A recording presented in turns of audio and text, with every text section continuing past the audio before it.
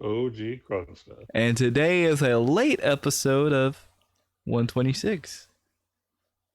How Is you? it now? Yeah, well, I mean, to the people listening, it's not really late, but to the people live, it's late. But I had to get fresh, so fresh, slowly, clean, clean. You know what I'm saying? Sometimes you got to. Yeah, definitely. 126. That's probably how I've been feeling outside lately here in Texas. Been pretty hot Yeah, lately, it's been pretty hot. Yeah, for sure. especially at nighttime. Like our night times have been like 99 degrees. It's been weird lately. Not gonna lie, it's been a little weird. Yeah, I have a viewer that lives in Scotland. This is gonna blow your mind. I have a viewer that lives in I believe in Scotland or Ireland or something like that, and they're all complaining how hot it is, right? So I hmm converted their Celsius into our Fahrenheit. They're hot, where it's like gotta pull out the swimming pool and the shorts is 67 degrees. Wow. I was like, that's hot for you guys? I was like, I would love that right about now. Um, I was like, Well, dang. it's probably cold a lot there, so they're probably not used to it being comfortable. I was like, dang, y'all would die here. I was like, you would not be able to live here. You would die. Like, Mm. it blew my mind because, like, it just shows that, like, really the norm is just really what our perception is and, like, what we're grown up in. Because like their normal, their hot is our normal, is like, nice to us. You know what I Right. mean? And it's because of where we were like grown up and raised in. So there's really like no like actual norm, book by the book normal. It's all about perception of the mind, which I thought was really Yeah. crazy. I was like, dang, like that actually blew my mind. I never thought that like 67 degrees would be hot to somebody. I would love for it to be Yeah. 67 degrees right now. I believe it. So, how was your week? That's been pretty good. Been I actually recorded a video right before the podcast. Believe it or not. Nice. It was a quickie because it was one of my versus videos, and I'll kind of explain it for those out there who don't know what that is. I've never really explained it before. When Hmm. I make Shadowverse videos, there are two types of videos that I make. I either make a just regular video about me doing commentary while I'm playing the game, Hmm. or I have the versus series where what I do is when I'm playing ranked mode, if I find a matchup that's really, really interesting, Hmm. I'll actually post it, but with no commentary. I'll just put some cool video game music on it, and then you'll be able to see the match. And that's pretty much what I did. I just put an interesting match up there for viewing, and background. It's a pretty cool, interesting series that I started doing. I actually like that a little bit better than some of my commentary videos, just because it's more focused on the music, and then of course you watching some gameplay. So I actually like it a lot more. Well, So I do make an effort to do those. I'm sure. I'm sure. Also, you're probably more focused in playing the game because, as somebody that's like trying to be like for me, for instance, for somebody that's like trying to be entertaining, like talking with the chat and stuff, hmm it's kind of hard while you're talking to focus on the game you're actually playing and do Yeah, well. Like you see what's going on, you see like what's happening, but to actually like digest it and like really like do well and perform like under the pressure sometimes and make the right decisions could be hard when you're always talking. Uh yeah. so I'm sure you kick butt in those videos. I watched one of them. It was I think Okay. you had like Final Fantasy going on in the background or something. Uh, uh, Yeah, I do various video game soundtracks. Sometimes they're Final Fantasy related. I think I've done Xenosaga. I've done like five or six different RPGs. Can't remember the names of all of them, but yeah, I try to mix it up here and there with each video that I do for the music part of it. Now, when you're watching me play in general, when I'm doing my commentary, I'll normally have music, but that's just background. But for the verses one, I'd actually make sure that the music Time is to bring actually the more pain. pronounced while you sing the game. Yo, sub, thank you so much for that resub, Ghost. Much Headshot. appreciated, bud. What? Sorry. Rest in pieces. Thank you for that resub, man. Good stuff. A freaking year. Oh my Jesus. It's a long time. Dang. You've been throwing your money at the screen for a long time. I hope you've been getting your money's worth, man.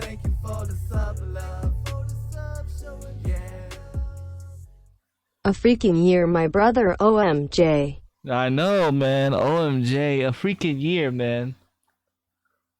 He said 12 freaking months. I hope, nope. You want a refund? Oh, I'm sorry.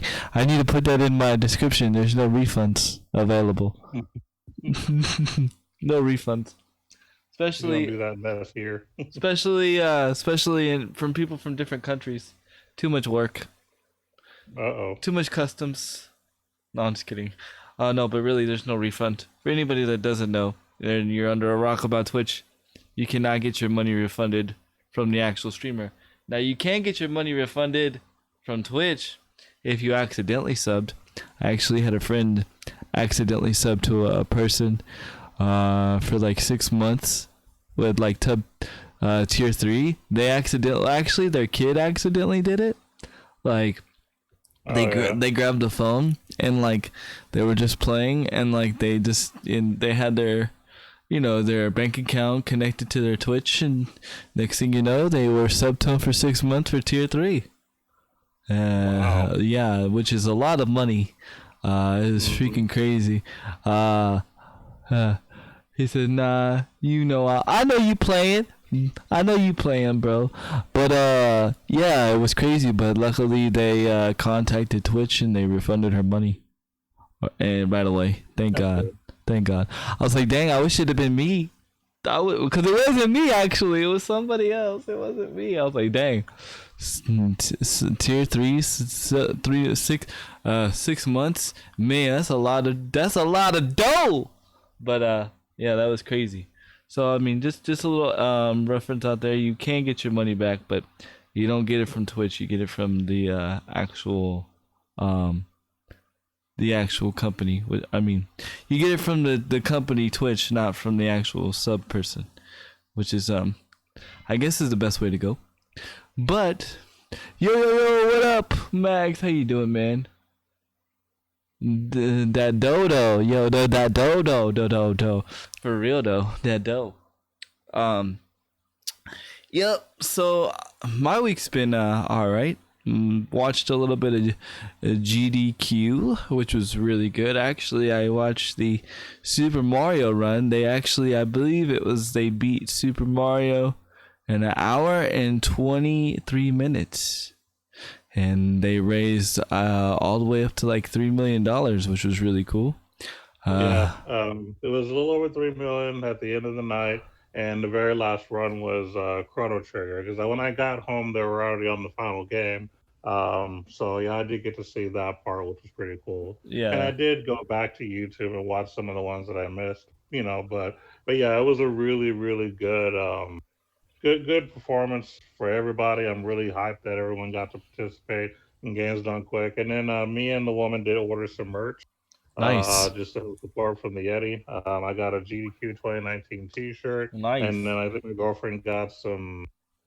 I don't know. I'm not really sure what they were. They weren't shirts. There were some kind of accessories that they were gaming related. I just don't know what they are. But she got something too, but that was pretty much our donation. That's cool. I think, not saying that like just donating is bad, like, or wrong, or donating is always good, but I think it's always better like when you get something in return, just so you have like something physical to show. Look, I donated to GDQ. You know what I mean?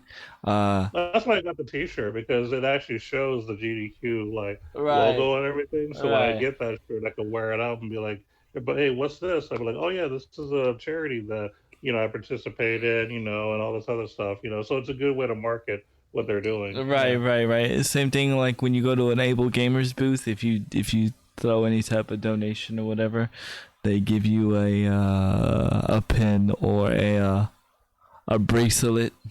I know, cause that's what we was giving out. Remember? That's what we gave out. Yeah. Yep. Hopefully, I mean, I'm gonna be in the air sometime soon. We can give out some other stuff too.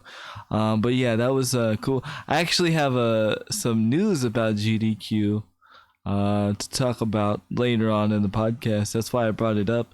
There's actually a little bit of drama that happened with GDQ this year. Okay. Yeah. Huh. And I wasn't looking for it. Of course, I never look for drama. It always comes to me either at my doorstep or I run across it. So weird. But yeah, we'll be talking about that. Of course, I also was playing some Fortnite. Been playing a lot of Fortnite, but I actually yesterday the Apex update came out, and I actually was playing after the stream yesterday. I actually played a lot of Apex. It was really enjoyable. They fixed all the things that I wanted them to fix, Nice. including stat track. I could track all my stats, all my overall stats, and there's ranked. I haven't tried ranked, but the lag is fixed. And I could say this. I could say the lag is fixed because this is how much I played Apex last night. OG, are you ready for this? Sure. I played Apex from 7 o'clock at night all the way until 3 o'clock in the morning. Wow. Yeah, I put in some time because Clearly. I wanted to go. I wanted to really see. I didn't want to sit there and say I didn't want to sit there and say, oh, the update is good, and then only put in an hour. And then people are like, what is that? I can actually say there's the slow-mo lag is gone. Hit detection. Well, for me, it's great because it automatically connects to my server, which is in Dallas. That's the server close to me. So my ping is like 11 to 10 ping. So like I didn't have no issues. I already had like my second game in. I already got a win. So it was a very pleasant experience. I was actually surprised. Now, Okay. in my opinion, the season pass isn't worth it, but that's okay. The character is not what made it for me. Not saying the character is bad. The character is fun, but it was the overall like fixes of the game that they did that made me enjoy the game, and I'll go a little bit more in detail to it later. But I actually enjoyed, Apex last night, which is a reason why I'm a little late because I stayed up till 3 o'clock in the morning playing Apex, surprisingly, which is really crazy. And I played it with randoms, which is even more crazy. Random. I played with Nice. randoms. I did not play with my friends, which sounds so bad, but I didn't know if anybody could put in the hours like I was willing to put in the hours. So I just wanted to test it for myself and see how it was, and I actually had it. Yeah, I put in the hours. Go ahead. What were you saying? No, I was just, kind of pushing you like, yeah, it's a good thing. That's Yeah. nice. Yeah. Unfortunately, I mean, that takes away from Fortnite, and I'm probably going to suck at Fortnite again, but that's okay. I did play a little bit of the Fortnite update yesterday. I mean, not really much to say about the Fortnite update, except that there's this new gun, and it's broken, and, Fortnite will fix it. And I said, nope, all my hours are going into Final Fantasy. Is it? Yeah, I haven't pre-ordered it yet. Speaking of which, have you pre-ordered it yet? No, I don't have the money yet. Okay. It's going to be later. It's gonna be later. But the idea is to pre-order, but we're waiting. Wait, doesn't it come out in July, right? Or no? Final Fantasy 7? Yeah. I thought it was later than that. Mm, I don't remember them announcing a date. no, they announced a date. Oh, maybe I just forgot then. I thought it was like much later in like the year, like holiday season. It's but I don't know. you're talking about 14. I thought you were talking about 7. No, as much as I want to get into 7, I can't. I mean, as much as I want to get into 14, I can't. I can't afford it. I can't afford it. I even got what was it? Amazon sent me a code for a black chocobo thing, some special thing, when I bought my Astro controller. When I bought my Astro controller, my Astro CR controller, I guess because I spent a certain amount of money, they sent me a special redeem item for Final Fantasy 14. And I can't even use it because I just don't feel like spending the money, man. I just, I've said it before. For me, for a game that I'm not just gonna play like all the time, like, and you didn't say nothing. You'll take it. Okay, I didn't know if anybody would want it. I will give it to you. I will give it to you, definitely. I will DM me after the podcast to remind me, and I will send it to you because I'm not going to use it, and I'm not going to use it anytime soon. So definitely, yeah, definitely, Max, definitely, bro. But yeah, so. I thought we were talking about Final Fantasy 7, but yeah, Final Fantasy 14. There's been a lot going on there too. There's I think there's like a new expansion or something, new class. So everybody's been going hard in the paint with that game. Also, some new Destiny stuff, which that's another game I haven't dove into. I've really just been playing PvP games. I feel bad, man. I haven't even dove into Shadowverse yet. I got all my packs, but I haven't even made my deck yet. I've been neglecting Shadowverse like crazy. It happens. I mean, like I say, you got other games to play. Yeah. I mean, it makes sense. Yeah. Oh, by the way, I looked it up. Actually, the Final Fantasy VII remake is not in July. It's March 3rd of 2020. Oh, dang, that's a long time. I ain't pre-ordering. Yeah, that's why I was like, July? Are you serious? I'm pretty sure I didn't hear that. Yeah, I ain't pre-ordering for a while then. I probably won't pre-order until like at least 2020. At least. You know what I'm saying? At least like. We'll see. Yeah. Well, at least we got some time. We're gonna set up a donation goal, and then you can get your pre-order. There we go. Okay. Set up a Patreon. Yeah, I'll set up a Patreon, a donation goal, and they can just donate to me, and I'll just give you the money since you will be like, no, I don't want people to donate, and I'll just give you the money. Then I'll just buy it for you. Then you have to. Then you. Yeah, there we go. That's exactly what we'll do. I'll just buy it for him. We'll set up a donation goal for him, and then I'll buy it for him, and then he has to accept it, chat. There we go. That's the goal. That's the plan. And we got to do the same thing for him to get a Switch also, because he needs a Switch in his life. Oh Lord. Yeah. You're asking him for a lot, bro. Hey, we can do it one step at a time, okay? It doesn't have to be all at once. I mean, if it happens all at once, I mean, I'll be gladly, to buy it for him. But, one step at a time, man. One step at a time. I did. Go ahead. Thank you in advance if it happens. Yes, I did play some Mario Kart. Okay. Over the way, my sister-in-law's boyfriend got a Switch, and they were like, "Yo, you have a Switch?" And I was like, "Yep." They're like, "Do you have Mario Kart?" And I was like, "Yep." And he's like, "Do you have Smash Brothers?" I was like, "Yep." But what's cool about Mario Kart is me and my wife can play, right?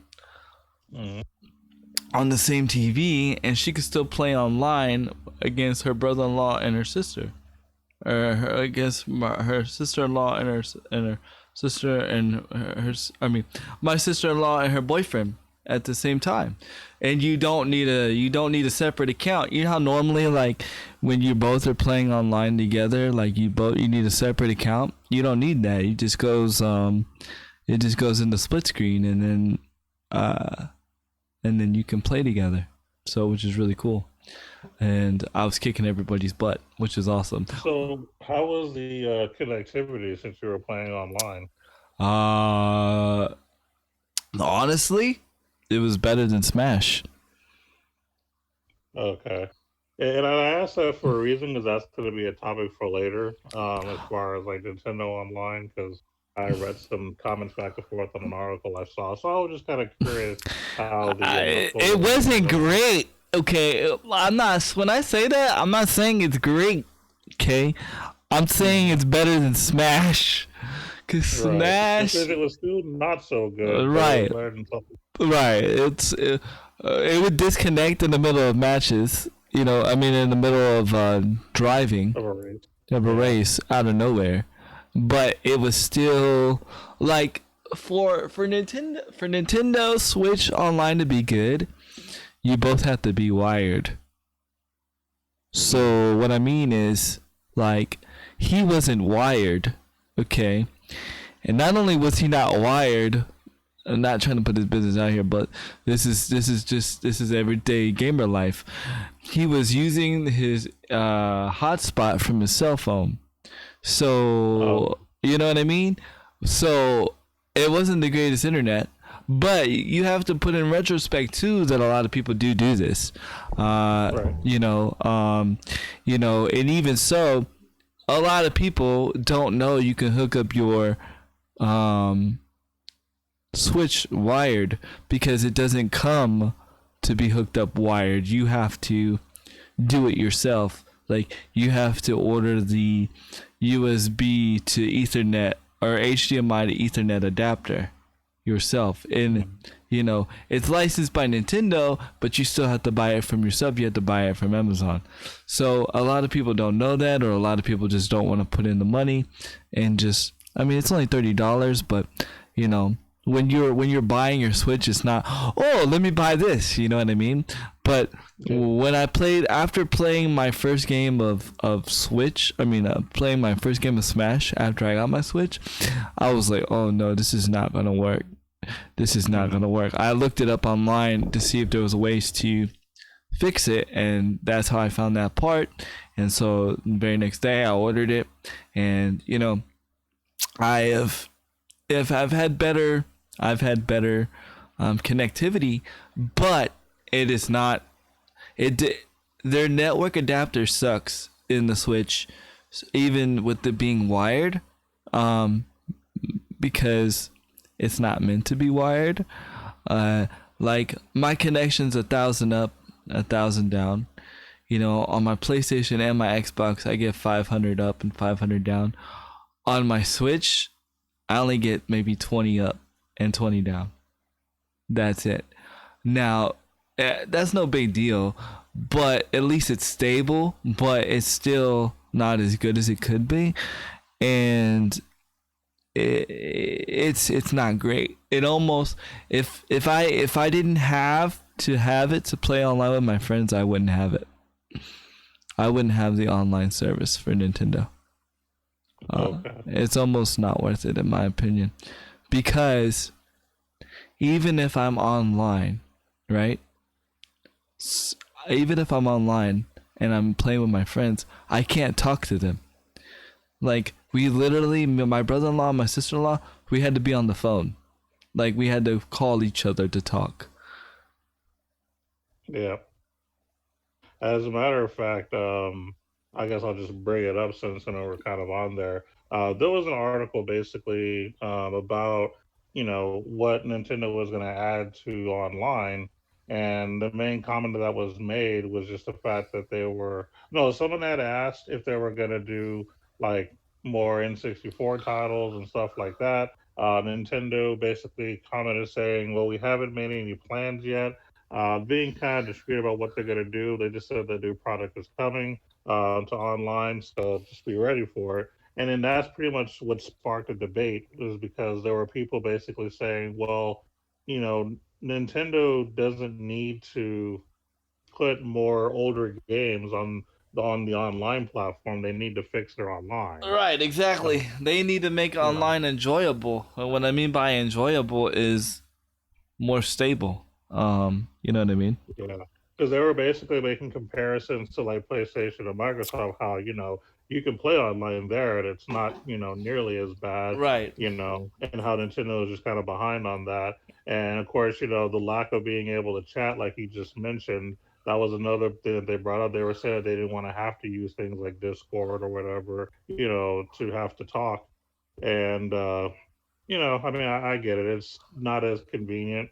But I kind of wanted to get your opinion since, I mean, clearly you've been playing. So clearly the online's not so great, and then of course um, the audio is not the greatest either because you can't Yeah, really you chat. can't chat. Like, and yes, Nintendo has an app on your phone, but I'm like this. I might as well call the person. You know what I mean?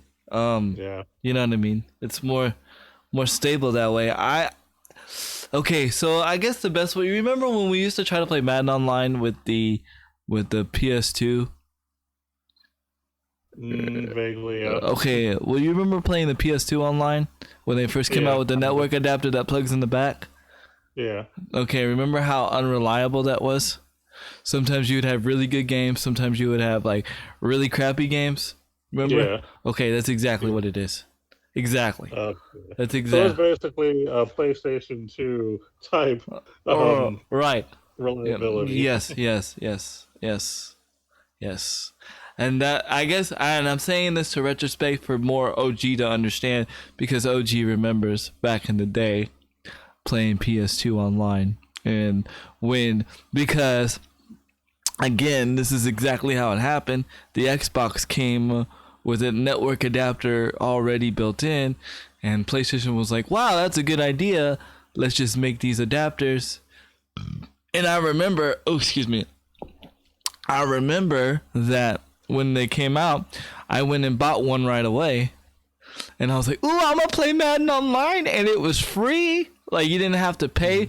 You didn't have to pay for the online subscription like you did for Xbox. Actually, Xbox, you've always had to pay. That's one thing about Xbox. You've always had to pay an online subscription. Always. But you got what you paid for. But you got what you paid for. You got smooth So it's connect. not a knock against Microsoft. No, It no, was, no, no, no, no, no, it was no. good service. Yeah. No, no, but this is just this is a little history lesson for for you people that say, well, it used to be free. No, Microsoft was never free. But think about this: Microsoft had games like Halo, and Halo ran pretty smooth online. Halo 3, all the iconic games that made online gaming what it is today. At least for console. At least for Yeah. console, yeah. It So also made LAN parties a lot of fun too. yeah, Because honestly, you didn't really hear about LAN parties very often unless you were doing some PC games. But as far as consoles concerned, like Microsoft was really the one that really put console LAN gaming on the map. With games like Halo and stuff. Because I remember when I used to work for Lionheart Collectibles in the mall, we had a little store. Well, not really a store, but we had a little area that had about 12 or 16 Xboxes just chilling with a bunch of Halos. So they always invited me and the coworkers to come play just so they have more people to play. And it was definitely a different experience at that time because I wasn't used to being able to have my own TV and right, play local area connection, no internet at all. So right, that was pretty cool. yeah, and to bring back to ground what we're originally talking about. We're talking about the Nintendo Switch online service, and is it worth it? With the connectivity and the stable, you're playing multiplayer. Look, this is about to blow your mind. Okay, you ready? Are you ready, OG? Are you ready? Yep. Playing your mobile games online against PvP people is more stable on your phone than it is on the Switch. Interesting. Yes, more. Yes, and then Well, I that. guess that just proves that the Switch wasn't really meant to be online. So, you want to know something? I know how Switch. I know how the Switch could have fixed it. How's that? And mobile companies could have made a lot of money. Hmm. You know how like on tablets you can buy the Wi-Fi version or you can buy the one that has like the network service. You put in a SIM card. Okay. You know what I'm talking about, right? You know how like I know that you can get like an SD card. Is that what you're talking no no about? no no no. You know how like you can like on certain tablets you can go and get them activated through your cellular company. Oh, okay, like an unlocked phone, basically. Yeah. Yeah. Yeah, so basically it's running off your mobile service instead of like Wi-Fi. Right. Hello Nintendo. They could have sold two different versions, right? They could have sold the Wi-Fi version and then they could have sold the version that could be used on your mobile data, right? So like mine could be connected to AT&T, whatever. Yes, I'm mentioning AT&T because that's who I have. Or something like that. And that would have been more, huh? Huh? Not sponsored. Not sponsored, no. I wish, as much as I pay on my bill. Oh my Jesus. But yeah, like I don't know. I think it might have not been the smartest decision, but it would have been the more reliable decision as far as connectivity. You know what I'm saying? Because even if Nintendo offers Netflix, Hulu, all the stuff that people want, it's not reliable. It's really not. It's really, really not. Yeah. It's just not. Netflix would not be, as much as I would love to watch Netflix on the Switch, with the connectivity that it has, it would not be the enjoyable experience. Yeah, you're better off not having it. Yeah, that's why they didn't do it, because I know why, because it would have highlighted more on the connectivity being garbage, and then people would. I think if Netflix would have been like on the Switch day one, which is still not on the Switch, but if it would have been on the Switch day one and you would have had all the Hulu services and stuff like that, I believe that the Switch would not be as popular as it was today. You know what I'm saying? Because people would complain about people would complain. Yeah, connectivity. I mean, it's not as bad. I mean, people do, but it's not as bad as it could have been. You know what I'm saying? So Nintendo was smart there, but I just feel like how they knew that their connectivity was gonna be. But in Nintendo's defense, they've never been good with online. No, they haven't. And that's why I'm really surprised they even went for online, because if you know it's not going to be the greatest, in knowing that it's not going to be the greatest, people are going to complain, then why give that opportunity? Why have it out there like that? Because then people would still complain that there's no online. Right. But I would rather somebody if this was me being a businessman myself, I would, because no matter what you do in life, people are always going to complain, right? This is So true. you have to make a decision. This is true. Do you want people to complain that you don't have online, or do you want people to complain that your online sucks? I would rather just people complain that I don't have it, rather than saying that what I'm putting out is bad.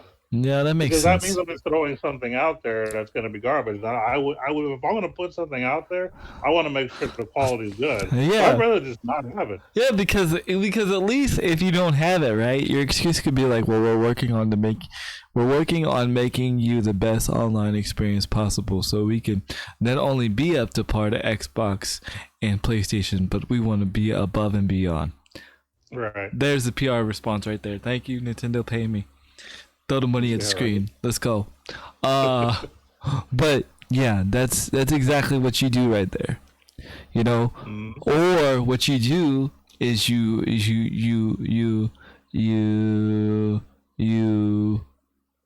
make the frontliner of the Nintendo Switch the non-internet one, and then you go, but if you really want the internet, you pay extra. You buy a different version. You know what I'm saying? That's reliable. Yes, that's reliable. Yeah. Yeah. And that's the one where you put your own SIM card in, and you have your AT&T. Because that would make more sense in my opinion than doing the Ethernet adapter, because you want the Switch to be mobile anyways. Yeah. You know what I mean? And you want it to be online. If you're an online player, you want it to be online all the time. You know what I mean? Yeah. You want that online connectivity. So why they didn't go that route is beyond me. I'm sure there's some things we don't understand, but I think that would have been the smarter route. You know what I mean? Because I would have done that. I would have connected my AT. I would have been like, okay, AT&T, yes, you are now connected to my Switch. Throw the money at the screen, and I would have loved to have been able to play Smash online anywhere I go. Because technically I can with a Wi-Fi connection, but it's not going to be the greatest. You know what I mean? So Yeah. the only way for me to play Smash online, technically, really good, is at home. And it's still not as great as it could be. You know what I mean? And Mhm. I feel like that's why, because a lot of people hate on Smash because the online is not like the actual, like there's not a lot to do online. Like there's not really like ranked or anything like that. There is, but it's not as in depth as it should be. But my argument to that is, why are they going to put so much time and effort into a game and putting a lot of bells and whistles in the online department when their online doesn't work as well anyway? Yeah. You know what I mean? So, I mean, it kind of makes sense. Nintendo, or the people of Smash, didn't want to waste money when they already knew that the Nintendo Switch Online service was gonna suck anyway. Mhm. It just. But then, in retrospect, too, it's only $20 a year. So Which basically means, you know, you get what you yeah, pay you're for. paying, you get what you pay for, but at the same time, I mean, I mean, this is just me. I would rather not charge and not have it, or maybe not even charge at all. If the connection's not going to be good, you shouldn't be charging people Yeah, because at the end of the day, what am I paying for? yeah. I mean, You know what I mean? to be honest, like, I will give it this though: the games that you play online, like the Nintendo games that you like play like on demand that you don't download or you just Mm. play. Surprisingly, those games work really well. Oh, okay. So then basically what you're paying for then is to play older games. All right, you just can't play like multiplayer games. Well, Yeah, yeah, okay. and but I haven't paid. I Now those older games you can play with two players online, but I haven't found somebody to play with me Uh, yet. But I want to test it. I want to play Super Mario 3 with somebody online just to test it. just to test it, or Double Dragon 2. Right. Those games. Mm. Just to see how it is, because I mean, it might be a multiplayer issue. Yeah. And that's an easy fix, on their end. Okay. So if their games that they're allowing you to play actually work well, then the $20 a year is actually not bad. All right. Then, because I was just thinking all around the online was bad. So it's really just like multiplayer games in general that are bad, not Yeah. necessarily the games that you can get from Not the their free game. collection of Yeah, stuff. yeah. Not the free games that you don't have to download. Not their version of PlayStation Now, as I'll say. For people that don't know, if you don't understand what I'm talking about like their version of PlayStation Now. Now, I kind of wish their game selection was better, but it is what it Yeah. is. I'm not asking Okay. for much. Just Super Mario World, please, please. I'm actually kind of curious, comparing the two, like Nintendo's online with their games plus PlayStation Now. Because I'll be honest with you, PlayStation Now, as much as I did like it, it had its problems. Because it did lag a little bit, especially when it came to like when I would play an RPG, the music sometimes wouldn't sync up right, Uh huh. and there are a few times where I had lag here and there. So PlayStation Now was definitely not perfect, but it was still you know, good enough. Cloudy said, whenever, bro, hit me up. Let's do it. Let's play Super Mario 3. Let's record it and put it on YouTube. Uh, yeah, Yeah, I can tell you this. I haven't had no issues playing online with the free games online. None. Oh, okay. None. So in that retrospect, it is better than PlayStation Now, which actually means something. But you got to remember these games are only 16-bit or 12-bit games. Yeah, fair enough. They're not fully fledged. They're not. Yeah. PlayStation, Yeah. type I thing. Fair mean, enough. yeah. That Can makes I? sense. Yes, you can use the controller. I use the controller. Yep. You can use your Pro controller. Mm-hmm. Yep. I play Double Dragon with my controller or Super Mario with my controller all the time. I wish the game selection was better though. Their game selection is very like there's volleyball, hockey. There is one cool game that's in there. You want to know what game? Tech Mobile. Tech Mobile's there. Actually, yeah, that's a really good game. Yeah, Tech Mobile's there. Yeah. So That's cool. yeah, that's really cool. But there's only I want to say like 50 games, maybe 20 games. It's not Okay. it's not as big as PlayStation Now either. Like the library is not as big. Okay. But again, PlayStation Now has been out longer, I think. I don't know. Yes, it has.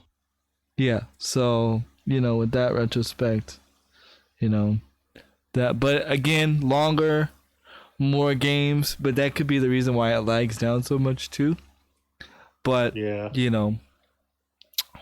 which I don't know.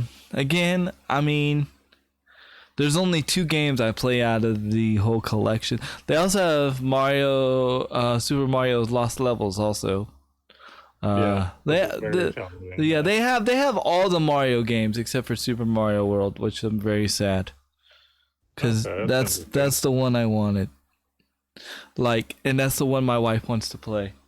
Is Super Mario. My understanding from the complaints that I saw is that the reason that certain games don't get put on their online services is because some of the games are being released on things like the SNES Classic and stuff like that. They're trying not to double up on games, I guess. Well, it's just so people buy the NES Classic. Because if you think about it, right?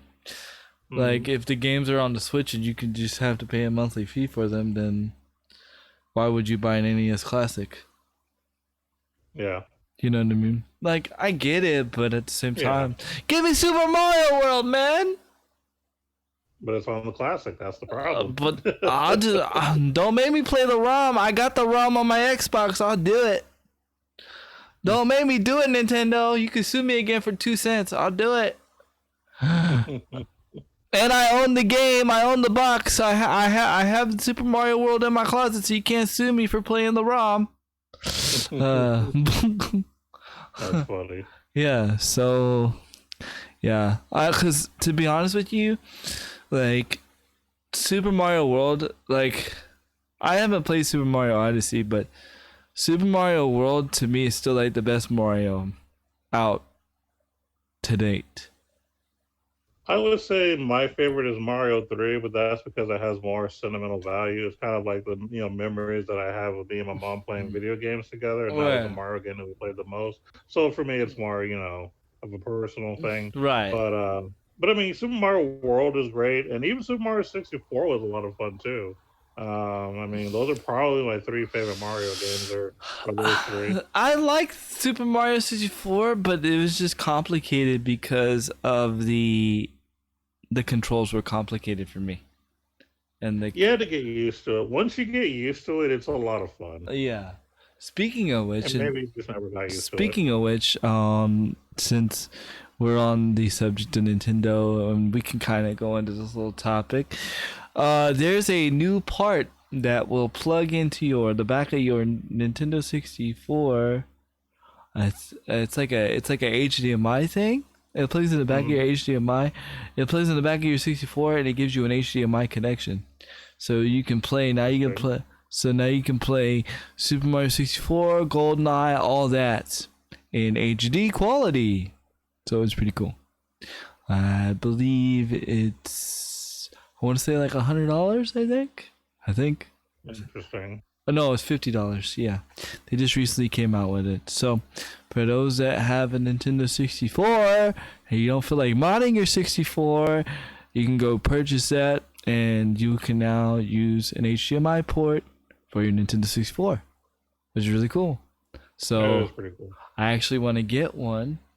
I want to get a Nintendo 64 and get that part and maybe stream it or record it, because anything HDMI I can stream, anything HDMI I can record. So I'm kind of looking forward to that. That's pretty dope. Pretty dope. So wait, you have a 64, don't you? Still? I had one. I had to sell it, unfortunately. But yes, I actually had one of those see-through red ones Oh. that I actually got off of eBay of all places. But Mm. yeah, unfortunately, I had to sell it. Oh. Rip. Didn't you have Yeah, a purple one too? No, you had a purple controller. I had a Pro Controller, but not a system. No, Yeah, I've dude. only had two N64, which was the black one and then the see-through red one. That was it. I never got the colored ones, man. I always wanted one though. It's actually really cool. Like the see-through red one that I got, you could actually see the insides of the console itself. While Yeah. it still looked really. It was, and I had the matching controller to go with it. It was really the coolest thing I ever got for the N64, in my opinion. They don't make systems like that anymore. No, not really. Well, no, you could probably get that. You just have to know where to get it. You could probably like find it on eBay or special type of stores that sell those kind of equipment. You just have to know where to go. But I'm saying they don't make them durable like that anymore. Oh, okay. In general, no, they're not durable. No, they ain't durable. Well, the new ones, I should say, new systems. Yeah. Yeah, they want them to break, so you buy another one. Me. So since I kind of went to segue into the other topic I wanted to talk about, since we were talking about Nintendo, what else you got for us?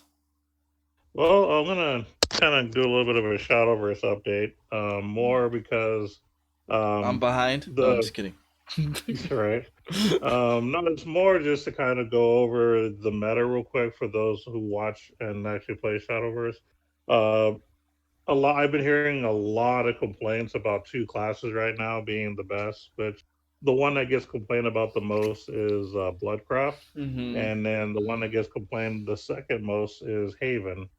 Um, I will be honest with you. I do believe that they made Bloodcraft super powerful. And the reason for that is they have a new card that basically, whenever you draw it, you automatically have Vengeance.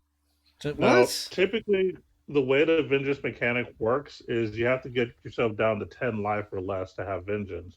Now you can be at full health and have it on turn one, possibly. And explain what vengeance is again for people that don't know. So, basically, and this is specifically for Bloodcraft. Mm-hmm. There are specific cards that give you like better abilities if you have Vengeance.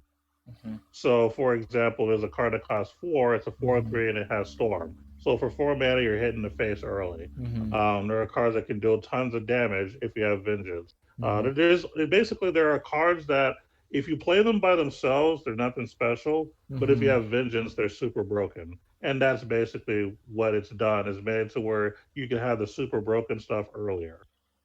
Hmm. Yeah. Is there a way to counter this? So there's no like specific card or there's nothing you can do about it. I'll put it to you that way. You just have to be luckier than they are. There are certain classes that I've played that can counter it as far as just being just as fast. Like for example, Haven is the one that I beat it with the most because I'm constantly gaining life while my followers are getting bigger.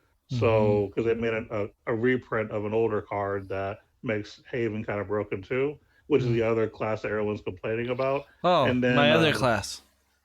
yeah, and then of course there's I'm also playing a I did a little research and there's a Portalcraft build that also does well against it against blood as well. You just have to kind of like I said be lucky enough for them to either not get the card they need or you just start off super aggressive and they can't do nothing about it. Is basically what it boils down to. So, is this why this pro who I followed is acting the way that he's acting? I won't say his name, but is it? Remember? Um I remember you bringing it up to me. I don't remember exactly what he said 'cause I'd forgotten what the exact words were. But I'll read it. um, I'll read it to you. I'll read it. Hold on. I got it. I got it because I I was like flabbergasted. He says, "You've entered Shadowverse. Waste of time. Event. Uninstall. Now is a chance to save yourself from 500,000 tons of salt. Share our tweet by July 3rd. PT to spare yourself the misery, money, and time. The more shares, the better. So be sure to spread the word." and that could be what he was talking about. I don't remember exactly if he posted it before or after the new expansion drop. But if he did Uh, it after the fact, then I guess it makes sense he because maybe posted he he just think of it. he posted it June 19th. Okay, I don't.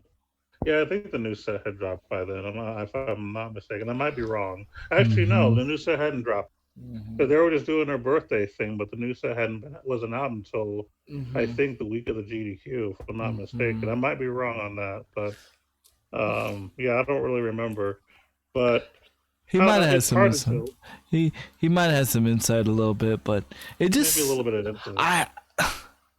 I'm not gonna say who it is or whatever, but I really dislike treats like that Yeah, because agreed. I wish that's when there was like be a dislike button, but that's when you hit the mute button because okay, this person was like a no, like I won't say nobody, but like nobody knew who he was, right? And then Shadowverse came out, and then he started blowing up. And then he even got to be like on like one of their national like okay like they're one of their big events at Twitch, like he got to play in like at one of the how you doing, Abomination, at one of the what do they call that stuff, um You talking about TwitchCon, or are you talking about? no, it was like a Shadowverse event, but it was like a uh open or not a open, but Some kind of like a tournament, I'm assuming. yeah, like you know like when the new Smash dropped and they had like a tournament right away of like the Right. best pros.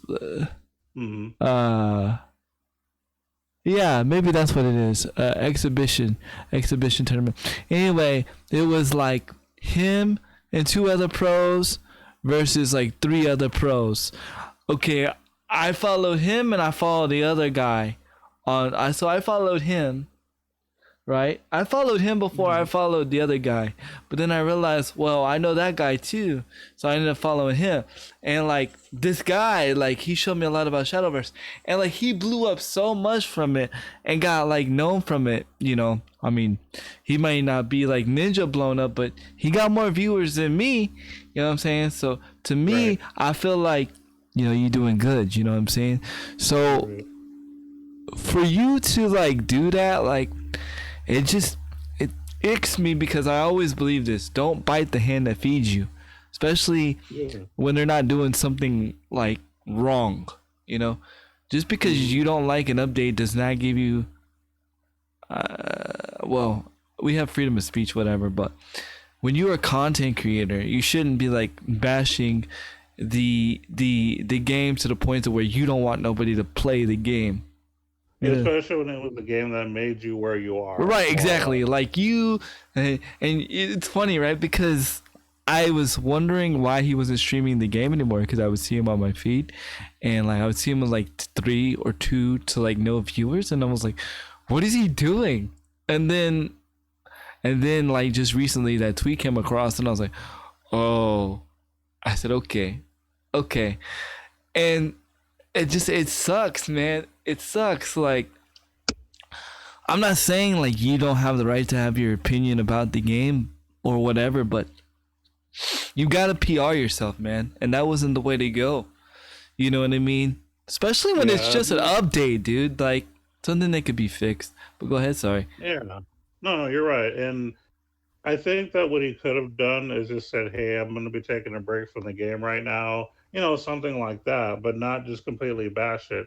It's kind of like one of the games that I started getting the most views on in the beginning was back when I was playing Heroes Charge, Right. which is an older, mobile RPG. I started getting a lot of people who were watching and commenting and stuff like that. And I eventually stopped playing the game, but I didn't bash it. I just sort of said, "Hey, I just feel right now it's just time for me to move on." And I even put in my last video, this was a fantastic game and a game that I think that, anybody who just wants a casual mobile RPG to just enjoy, this is definitely the game for you. Like, I didn't say nothing bad about it, and I moved on, and I've never received any negative, reactions to it, you know what I mean? Because I went out the right way. You know Right. what I mean? Right. And that's what he should have done. Right. And he could even said it like this. He could have been like, "Yo, I'm not really feeling this event, but if you're new to Shadowverse or if you want to join Shadowverse, now is the time because you get a ton of load of cards and rupees.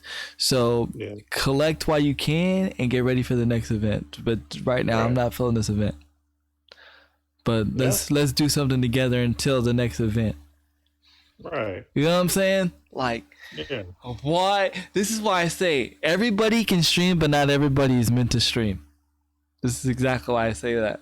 Because a lot of people don't realize that, like, you're hurting yourself trying to make a statement, but really you just hurt yourself more than you could like realize, and it's gonna be hard for you to get that back because people invested their love and time into you watching you play that game, and you just ran that game into the ground, you know, in a unconstructive criticism type of way. That's why I had to show you because I thought I missed something because like I've been out of the loop with Shadowverse for a little bit.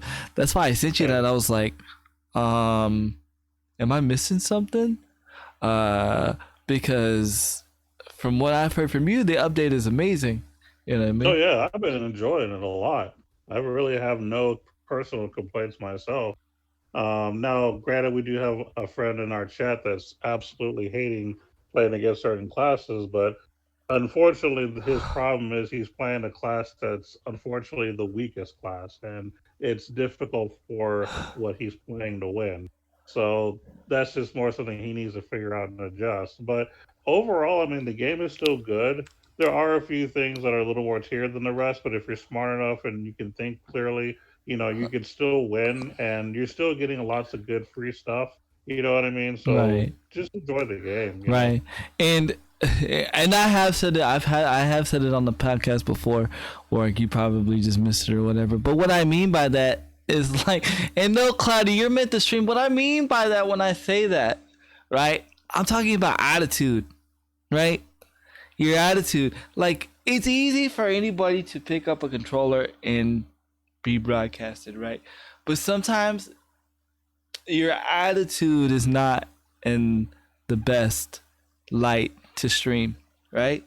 Because sometimes we allow our expectations to get in the way of just enjoying the game and having a good time with our audience. That's what I mean.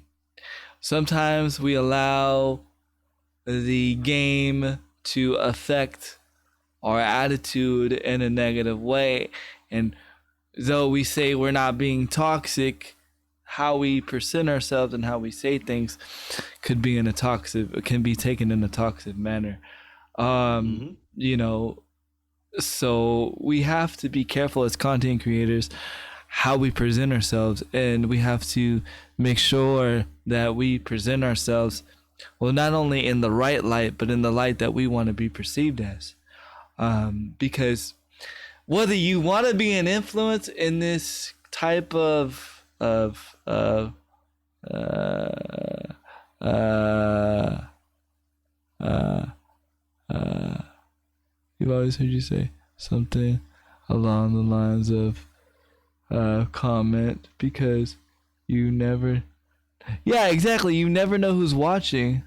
You never, Right. yeah, yeah, and but that goes a lot, along the lines. You never know who's watching, but sometimes like it doesn't like you act like, say for instance, right?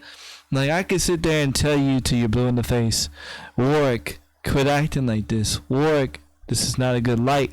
And I'm using you as an example because you're bringing up the comment. I'm not. Please, this is not meant to you. Okay, but and if you like don't receive it, or if you like just want that attitude, some people's attitudes are just not it's just not there. So like, let's be real, some people just stream for the money, and that's okay. But what do you do? That's okay. I personally don't. If that's the reason why you stream, then I mean, it is what it is. Everybody has their reasons, right? But what do you do when the money doesn't come? How is your attitude? What do you do? What do you do? How is your attitude when one day you have 12 viewers and the next day you have 2? And that's why I'm saying, like, sometimes, like, we allow our expectations to get in the way, and we have to make sure we keep our attitudes in check. And there's some things, like, I feel like sometimes when you're a beginner streamer, you shouldn't have access to social media. You know what I mean? Because and I've made this mistake before. I've said some stupid things, done some stupid things on social media that, hey, I can't take it back, but it is what it is. It's a learning process. But, I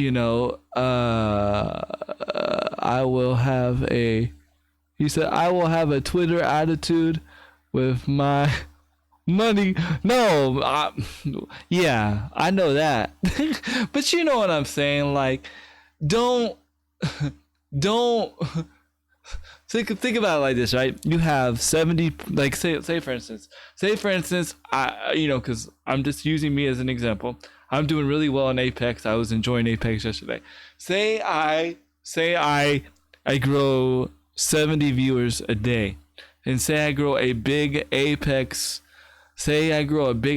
community in this channel.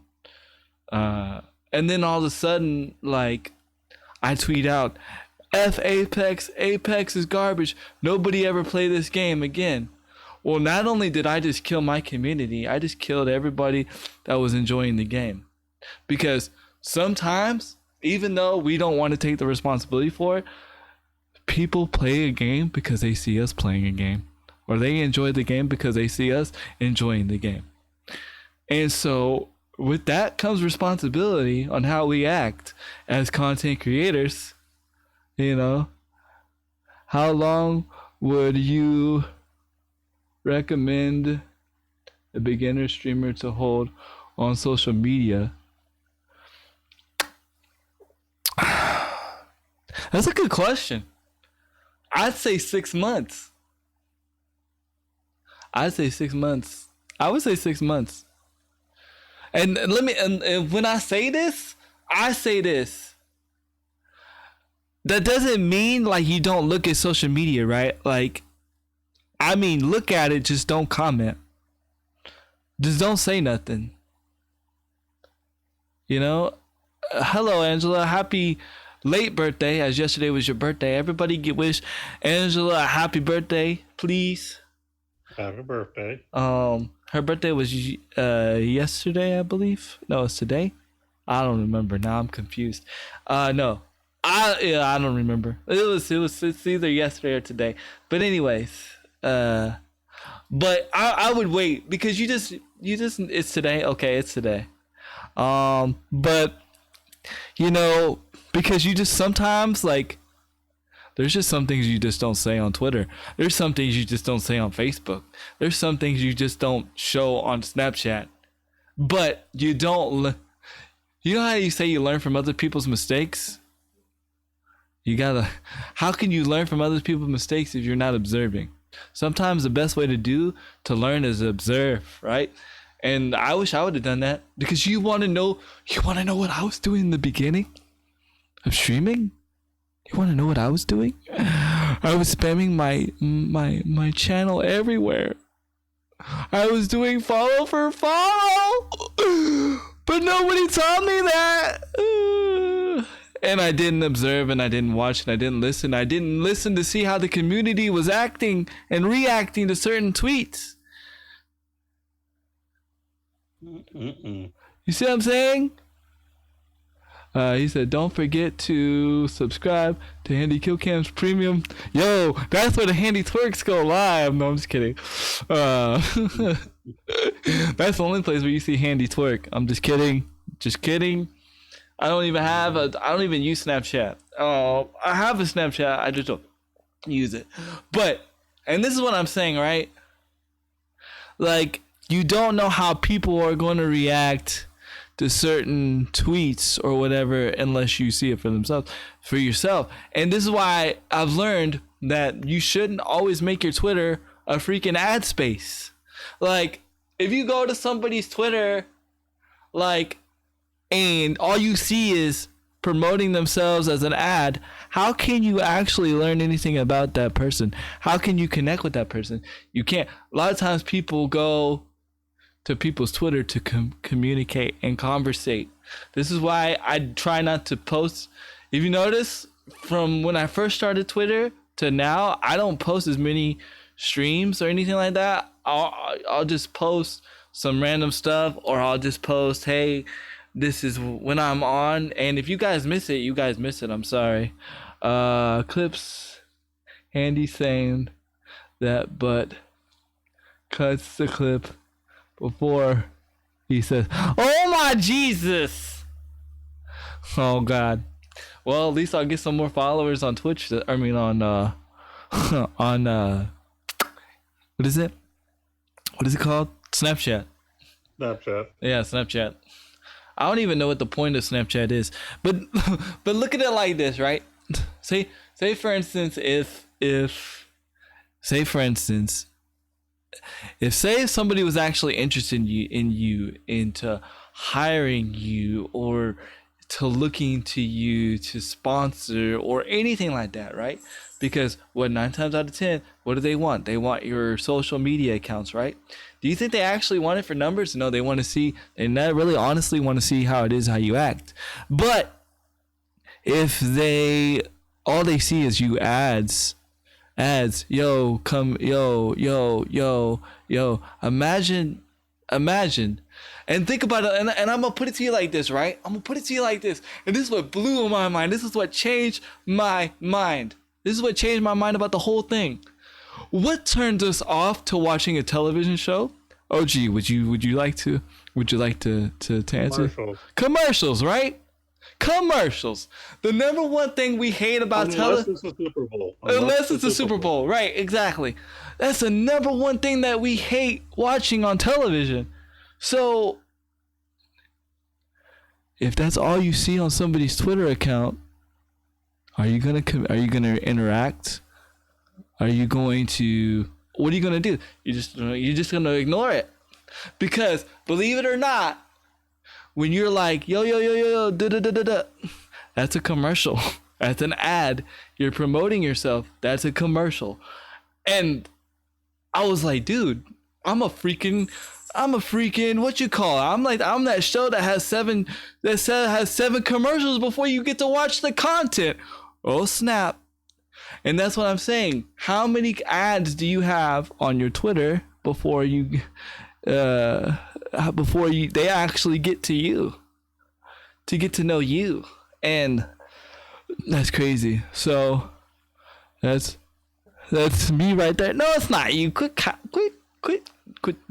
Claudia, I'm gonna punch you. I'm gonna go all the way to Florida, drag you back to Texas, and punch you.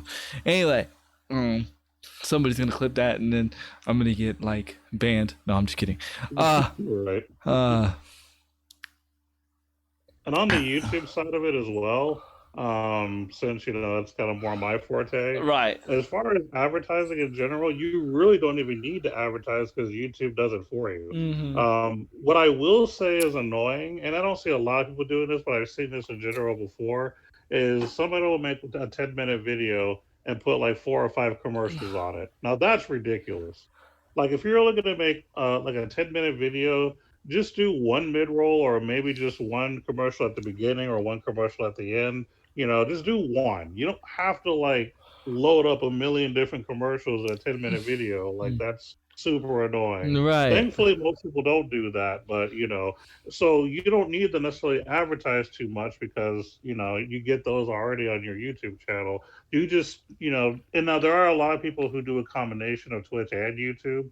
Some people who stream and then they'll put certain clips of the stream on YouTube, which I think is a good idea. That's Right. actually great. Your YouTube is more of your highlight reel, where Twitch is more your actual live show. Mm. And so you don't really need to advertise because you already have your main platform, and then you have a side platform that does the advertising for you. And here's another thing I've learned, and I've learned this through trial and error.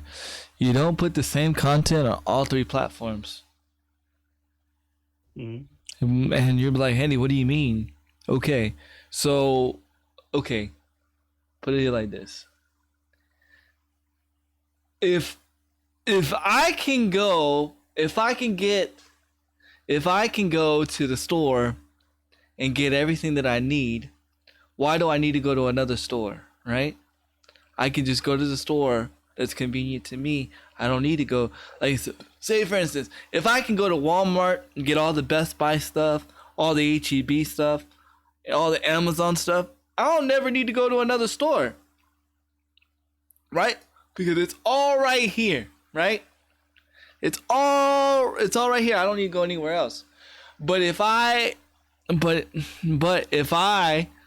different things in different stores, it's gonna make people have to go into those areas. So for instance, if you notice, when I'm on Twitch, I only post Fortnite stuff. When I'm on YouTube, I only post podcast stuff, or Call of Duty stuff. And Instagram, and I've learned this now too, on Instagram is not always the same post as it is on Twitter. Twitter is not always the same post as it is on Facebook. Because why? Because you gotta make it different. You gotta make it different. You can't just put everything all in one place, because then they're like, well, I already follow him on Facebook and it's the same post that he puts on Twitter. Why do I need to put him on Twitter? Why do I need to follow him on Twitter? Oh, well, I'm already subscribed to his YouTube, and the same content that he has on his Twitch is on his YouTube. So why do I need to follow him on Twitter? Why do I need to follow him on Twitch? So, Well, I can actually comment on the YouTube and Twitch part of it, because not everybody watches Twitch and not everybody watches YouTube. So for those people who really don't really use Twitch for any reason, they at least have another outlook to see your content. Like, for example, if there are certain people who only play one game, so what they'll do is they'll do their live show on Twitch and then do the highlight reel on YouTube.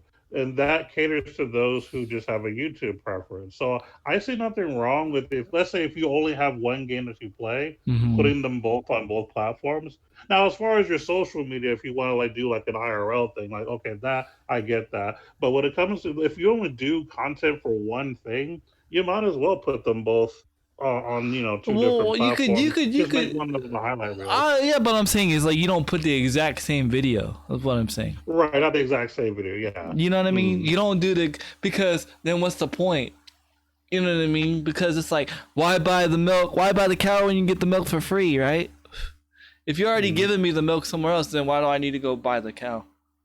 You know what I mean? Yeah. So Yeah, and like I said, it's more a matter of preference, because again, not everybody cares about Twitch, not everybody cares about YouTube, so that it kind of expands your audience. You just got to do something a little bit different when you're doing the other platforms. And Abomination, don't worry, I see what you're saying. You're just saying a lot, bro, and it's kind of hard for me to digest while I'm talking. So it happened to me.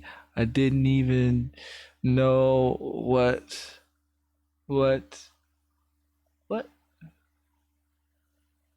some of the media was filter does till I posted a pic of me at only two people who already followed me posted it out. And then he says, I can only assume everybody ignores me. I mean, what's up, Nemo? And then he says, yeah, I feel the same way.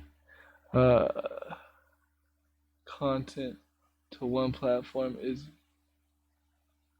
eventually, exactly. And there's these people out of it. They don't go to either platform. Yeah, and I don't know, and it goes back to what I was just saying about that guy's negative comment. Like, so, streaming is just not. It's just everybody can do it. It's easy, but it's just not for everybody. And it's kind of like, and I use this analogy all the time. Streaming is like opening up a bar. It's just streaming is so easy is that everybody can have a bar.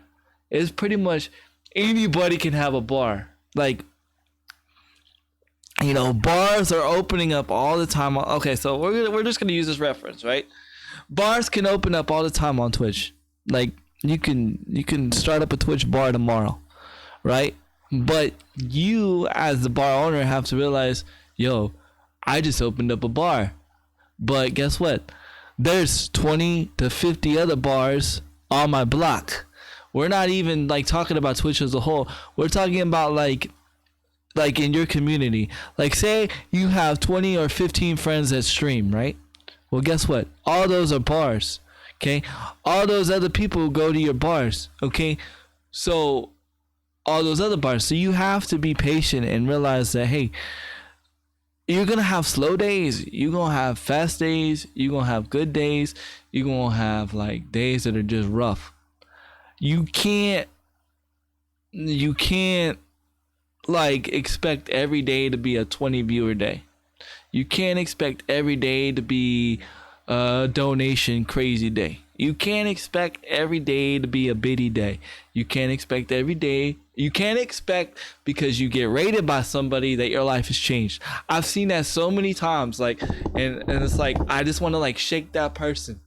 Like, sometimes like they get rated and they're like so excited because they get rated by somebody and they think their life has changed forever. And then those same viewers don't come back. Well, it's not nothing you're doing wrong. It's the raid life, right? It's just how it is. What people want to see is not like out of the world content. What people are more into, and I could be wrong, people are more into consistency. Okay, is he still gonna be around when he only got 2 viewers? Is he still gonna be around when he only got 3 viewers? Because then if you're only around, if you stop when your viewers go down, then people say, oh, well, he was just in it for the views. Oh, he was just in it for the money. That may not be the truth. That may just be, you might be burnt out. But mentally, what other people are thinking, that's what they think. So, and that's why I say sometimes stream is just not for everybody. People get mentally burned out because they allow the expectations of the view. Is exactly what we were talking about. What was it, 5 episodes ago? And I asked you that question. Do you love streaming, or are you addicted to the high when you get that raid? Are you addicted to the high when you get that donation? Are you addicted to the high when when you get all them subs? Because how are you when the high goes away? Are you discouraged? Do you feel like you did something wrong? Do you feel like you're because then that's when you have to self reflect and ask yourself, are you really doing streaming because you love streaming, or are you doing this because you are addicted to the high that comes with streaming? And so use me as an example if you want. Well, no, I mean, you just started yesterday, right? So, like, you have to understand, Nemo. And for those that don't know, Nemo finally got some internet yesterday, some good internet, and he's actually streaming. He did his first stream, first test stream yesterday. So you have to understand, you in our community, which is a good thing, but there's like a bunch of people that are streaming at the same time or all the time. So not everybody's going to be able to show love to you and as much as they want to sometimes. So, but just because they don't show it to you all the time doesn't mean that they don't love you. It's just we have to We're spread. We have a lot. Yeah, we have a lot of people. You know what I mean? But here's the beautiful thing. And you know, this is what I had to learn. You have to build your own community. And what I mean by that, even though you have us to help you build, you have to be able to reach out and get your own audience and do your own audience, because you can't always rely on people to bring you people, right? Like, you know what I mean? So, you know, things may happen one day, you know, so and so may not be able to stream no more. And so he said, I know and seen the ups and downs of streaming of so what to expect. Yeah, you know, and you know, I ain't gonna lie, humanly, sometimes it gets to you sometimes, you know, it gets to you and you're like, dang. But you gotta remember that, like, it's a bar, you know, you're gonna have your good days, you're gonna have your, you know, bad days, and you know, sometimes when it's payday, people are gonna show you love, and sometimes it's not. But that doesn't mean if they don't love you. It's just life, life. You know what I mean? And you just have to you have to do what you love to do, and you can't allow that to change what you want to do.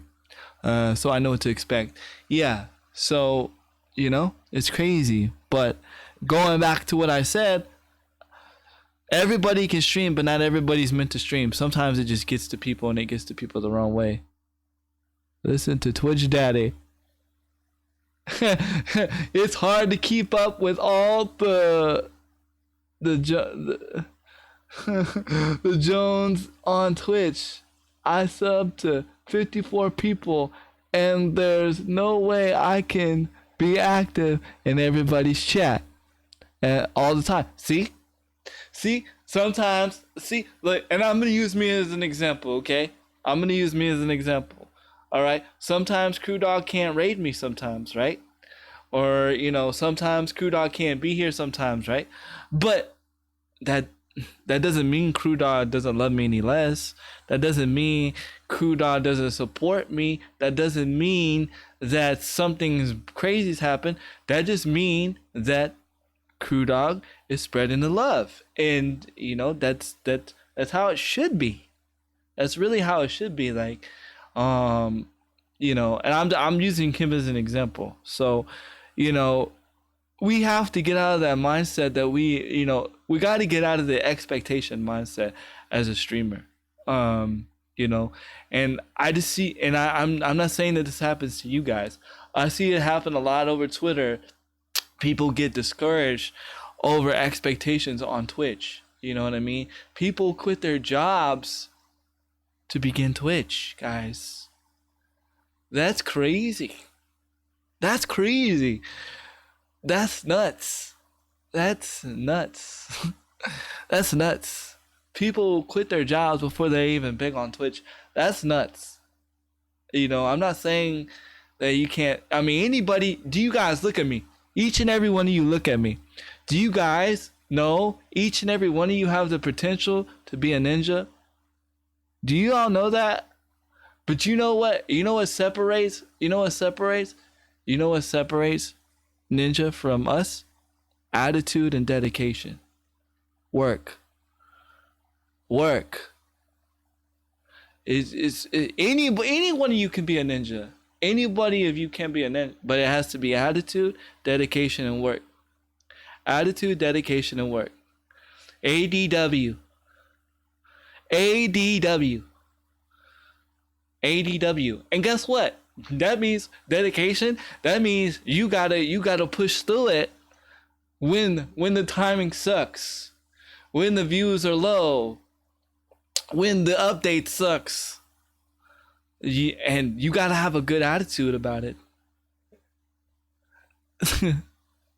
ADK. You better. I am. It's gonna be ADK. Attitude, dedication. Actually, it's ADW. Attitude, yeah. Attitude, dedication, work. It means the attitude attitude affiliate program is too easy to achieve because of Amazon's Twitch love of money. They know many of us had dreams to be successful streamers and they expected to be the almighty dollar. I mean, you could still do it. You could still do it. You could still be that guy. It's just I will say this though. It is kind of easy only because of this reason and this reason only. It's easy to manipulate the system. I don't think that it's too easy. It's just too easy to manipulate the system. And what do you mean by that? And I'm sharing this for science. I'm not saying that you should do this. I didn't do this. I worked hard to get mine. But do you guys realize that I can have me on and then my phone on and then my tablet on, and guess what? That's 3 viewers, chat. That's 3 viewers, chat. That specifies 3 viewers. And guess what? I get affiliated. So that's a little rough because, and you should never do that, and for 2 reasons why. Because you're cheating yourself out of the experience. You're cheating yourself out on how to interact with an audience. You know, preferably, I love interacting with this size of audience right here. I don't know how I would react with an audience of 3,000 people. I don't even think I'd be able to keep up, to be honest. Does it count if it's your own account? Yeah, well, basically what happens is it doesn't count you 3 times. It counts just the viewer number goes up, right? So I mean, you're cutting yourself short because the main thing that you need to learn about Twitch is there's no. You got to learn how to interact and how you going to interact with Twitch. Are you going to be one of those people that interacts right away? Are you going to be one of those people that interacts after the game? But the one thing you never will not want to do is not interact with your audience, right? Because anybody can watch anybody play games, but it's how that person interacts with the chat. That's what brings them back. But you need to figure out as a streamer, how are you going to interact with the chat? And not necessarily in a unique way, but in a comfortable way. What is the most comfortable way, Abomination, for him to interact with the chat? What's the most comfortable way for Warwick to interact with the chat? What's the most comfortable way for Crew Dog to interact with the chat? You know, and because really, honestly, people will come back because they see that you're comfortable. Because when you're comfortable, you're happy, right? Most of the time when we're not comfortable and we're irritated and we're frustrated, we're not happy. So people want to come to a happy place. You know what I'm saying? Whether, you know, it's cussing like a Portuguese sailor or not, it doesn't matter. Crew Dog's happy, he's fun. You know, people come to where people are happy and fun. You know, it all comes down to your to back to personality. Exactly. And this is what this is what goes back to what I said. Anybody and everybody can stream, but not anybody and everybody is meant to stream. And that's where it sucks, because with the affiliation only being so easy and it's so easy to manipulate, they think, oh, I got affiliation, I'm meant to do this. But then when it gets down to the nitty gritty and they don't get the expectations that they respect, then they get attitudes. You know, there's another popular. Okay, so there was I'm not gonna say this person's name, right? But there's another popular streamer that got hosted by a popular person, and he or she was on the rise, and it was somebody I followed. I still follow them, and like, I was just surprised about their attitude, and I was just like, oh my God, like, and like, it's hurting him or she. And like, I just want to like, oh, what are you doing? But it's not my place to say anything. As much as you want to say something, sometimes the best thing to do on Twitter or social media is not say anything at all. And and that's what I've learned. It sucks to see this person do this. I understand why this person is doing this. I don't agree with what they're doing. I don't agree with what they're saying. I understand emotionally where they're coming from and why they feel that way, but I just don't agree with it. It sucks, because they're hurting themselves more. Like, he said, like, I most likely not stream. Let's be honest. I wanted to do it for the longest time, and I think it's cool. And I don't really care who watches. Yes, it's cool for others to view you, but it's all about your happiness. Yeah, exactly. Exactly. I saw a tweet that a partner streamer sent out. If Twitch a jab getting affiliate means you get the interview, getting partnered means you get the foot in the door. Going full time means you got the job. That's interesting. I used to think that I get partnered, I'll be able to do more. But I've started to realize that, really honestly, if I'm just like honest with them and I'm like give them my attitude and tell them, like, a lot of people will work with small streamers. It's just, you have to know what you want.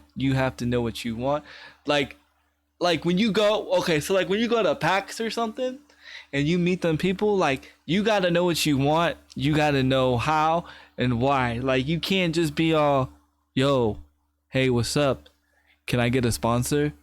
No, look, and I'm gonna be real. I'm gonna be real with you, right? Like, I'm gonna be 100 real. I'm gonna tell you exactly how it happened with me and WebAround. And I haven't, it's on me. I take full responsibility. I haven't been using my green screen lately, and that's just because I don't have a light and all these other things, and it's just been more comfortable to sit on the floor. But this is how it came around with me and WebAround. I said, yo, WebAround. I said, look, I think this could work on a wheelchair. And if this could work on a wheelchair, I think this would be amazing for us to work together and do. So you see, I came with a plan. I came with with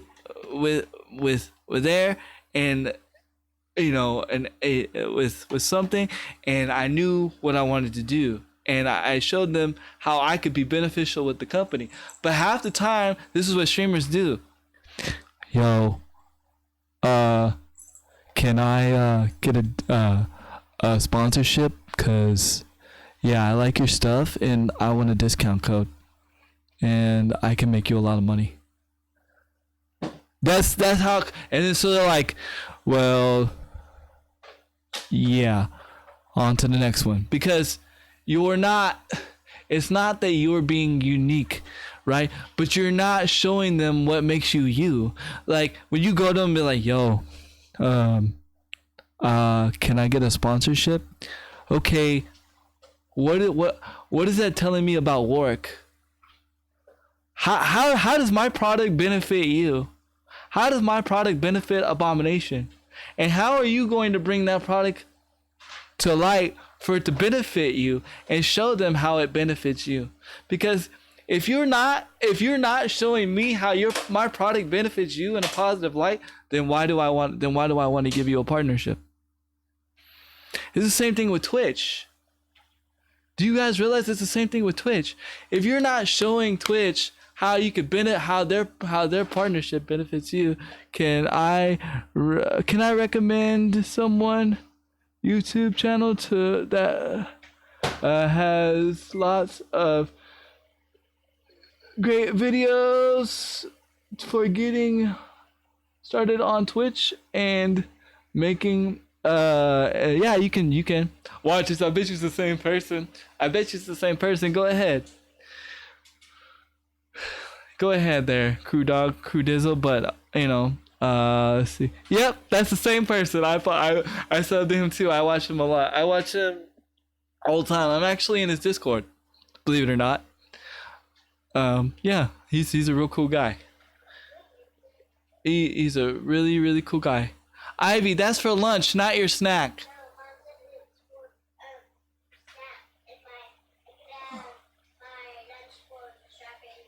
Okay, so when mommy tells me different, you're gonna be in trouble. And yes, I said that on the podcast. Oh well, rip daddy moment. But yeah, I actually follow him. I'm subscribed to him on YouTube, and I'm in his Discord. He's very tech savvy. He also is very tech savvy with Stream Elements, which is really cool. He's a really good guy, and me and him are like on the same brainwave. One day I would like to meet that dude. He's really cool. He's a really cool guy. Grandpa. Viagra could benefit from sponsoring me. Well, I mean, Grandpa, you know what I'm saying? Go for it, bro. Do it, man. Go for it.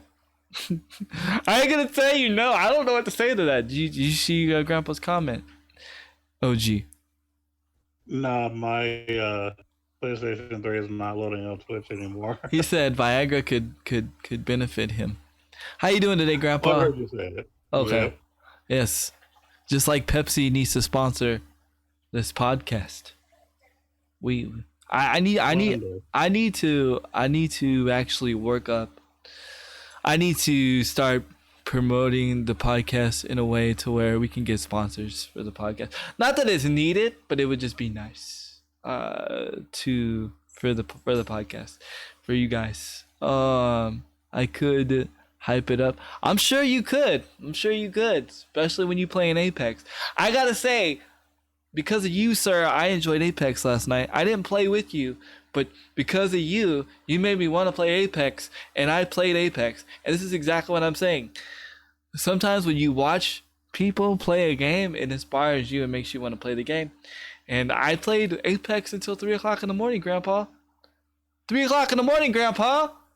And so, yeah, I'm enjoying Apex, and I'm sorry I took a big portion of the podcast of that, but I might clip it and put it on YouTube later. Who knows? Well, actually, there's no reason for me to put it on YouTube because it's already there. It's already going to be there. So, Angela's been playing Apex also, but we're waiting for it to come on crossplay so Angela can finally play with you, Grandpa. Cause I'm gonna share a funny story with you, right? So Angela was so excited about Fortnite because it was crossplay and she was gonna be able to play with you, and then you stopped playing Fortnite. So now she can't play with you. So she's excited that the new Call of Duty is gonna be crossplay, but we're hoping that Apex becomes crossplay so we can all play together, because I really want to use my new controller when I play with you on Apex, but I may have to by the way that happened, he will move by the time you move on to a new game. Alright, good talks. I gotta head to work, man. Happy birthday again to Angela. And yo, Warwick, man, hit me up, bro. Definitely. I was actually gonna hit you up a few days ago, and I just got busy. Hit me up, man. Hope everything's good with you, bro. Definitely. So, yeah, it's just you know, like I say, I'll say it again. Everybody can stream, but not everybody's meant to stream. You know, because it could be a lot. It's a lot of mental. It's a lot. It can wear it down in you mentally. Uh, Bingo. This man. Bingo is your next one. Dang. Okay, I got you. You gonna win that money. IRL stream's coming soon. I see. Okay. I see. Angela, you're welcome. Handy Kill Cam. Sure thing. I will send you a message when I get home. Alright, bet. Bet. That's what's up, man. Alright, OG, I've taken enough time. What is your next topic, sir? I'm sorry. No, you're good. You're So good. it's just something When you get passionate, you gotta go on. I know you are big on the streaming thing, so I get to it. No biggie. Even though I'm not partnered on Twitch, I'm passionate about it, and I want to help people, but it's hard for me to help people on Twitch because they're like, well, you're not partnered, so how do you know what you're talking about? I'm like, I'm gonna get there, and then you'll understand. I'm sorry. I can't wait to actually start streaming consistently though. You got it, Nemo. You just got it. You're gonna do it, bro. Just if it's something you love to do, and that's in anything in life, anything you love to do. Let me ask you a question. Anything you love to do, why are you not doing it? What's stopping you from doing something you love to do? And it's you. So stop allowing yourself to stop. But anyway, OG, what do you have for us today, or next? Well, we're gonna go ahead and talk a little bit about a lawsuit here. 'Cause, me, I love seeing people get sued for video game related stuff. Oh crap! But Am I this getting is sued again? not- No, I'm just kidding. Not this time. Maybe next time. Okay. But basically, a company called Rovio Entertainment is filing a lawsuit against a chicken restaurant named Angry Birds Oh in my California Jesus! for trademark. Now, Rovio Entertainment is the owner of the game Angry Birds. Rovio is suing for an unspecified amount of damages as well as a cut of the profits made from the eatery being popularized from their brand. And then it also states that the lawsuit was filed basically just in June, so not too long ago. Rovio had initially tried to, do something on the quiet on the DL back in February. They sent a cease and desist, so they could basically say, "Hey, you need to stop, or we're going to sue you." Well, the restaurant ignored them, so now they're taking matters in their own hands and they're actually suing them over basically using their IP to boost their store. So, of course, this store was out, but after Angry Birds. Way after, yeah. Basically, they're using their name and they're using their logo as well on the restaurant. Oh wow! All right, Godsmoke, thank you for that host, man. Appreciate it. So wait, they're using the logo too? And the logo, correct. Wow, that's ballsy. And they're even using the same font on its signs as a copy of the developer's mobile games. They've literally have just copied and pasted Angry Bird stuff to their restaurant. Did they think that they weren't big enough? They weren't gonna get noticed? I guess I don't know. But yeah, I mean, like I said, the company they tried to sell it on the DL. They were like, "All right, it's February. We're gonna send you a stop and desist. Just stop what you're doing, and everything will be all right." Or talk to us about a deal or something. And they just flat out ignored them. So yeah, now they're suing. My question is, why didn't the company just be like, "Hey, we have a good idea"? Why didn't they just go to Angry Birds and be like, "Yo, can we franchise this and make it a thing"? And that's exactly what Roville was trying to do. They were trying to reach out to the restaurant saying, "Hey, look, either one, we can come to an agreement, or two, you just need to straight up stop." And I mean, the gaming company actually was being nice because a lot of times when I report someone being sued, they just straight up sue. They're not trying to work something out. They're done. At least this company was trying to be nice, and no, And my question is this: like, why not make a deal with them? You just spark something. I would have done Yeah. it. I would have done it. Think about all the money. Mhm. Well, I mean, it's not about the money, but at the same time, like from a business aspect, think about how all the money that would have been made from that. Think about what you could have done. You could have sold Angry Bird toys.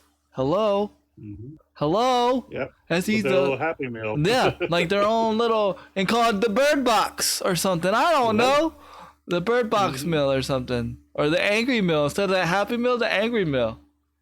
Yep. There Yeah, you go. I'm telling you, marketing, please, somebody. I do not have marketing experience, but I have marketing ideas.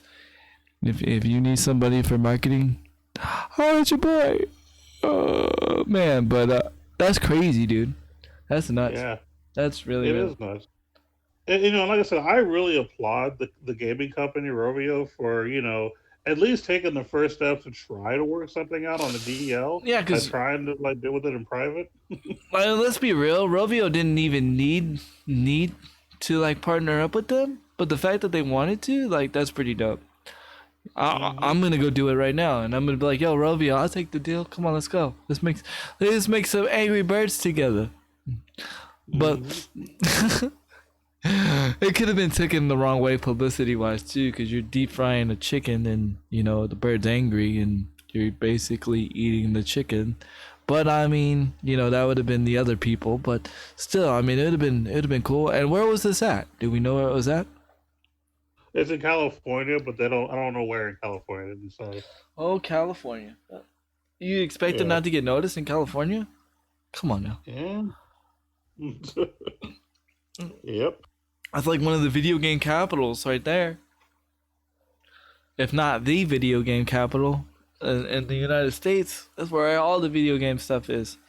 Besides Austin. But I don't know. I think it's a little spread out, but it just Yeah. depends on what company. Because Nintendo of America is in Washington State, Oh yeah. That's true. so Yeah, you would know because you work there. I know. It's okay. Yeah. yeah, maybe one day we'll see. What do you mean? You already work there. What you saying? You already do. I'm speaking it into existence. But yeah, that's crazy, dude. Freaking wow. I wasn't expecting that. Out of all the articles, I was not expecting Angry Birds chicken. But Mhm. that's crazy. Um I guess I can go in a little bit of the meat and potatoes of a little bit of Apex. Hold on. Did I hope you know what? I turned on my PlayStation before turned on my PC before I turned on my PlayStation. I wanted to demonstrate something really quick. Let me see if I can figure it out real quick. Um, cause this feature is kind of hidden. This new feature that they added to Apex.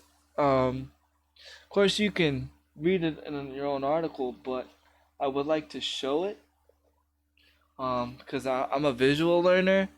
Instead of a reader, I'm more of a visual learner. So if I could show it, I'm gonna see if I could show it to you guys. I didn't do it. It did it it did it by itself. Um, Let me see if it'll come up. Probably not. Let me see. Uh, Let me see if that will work. I'm gonna try and see if I'm gonna try and manipulate it and turn on the switch.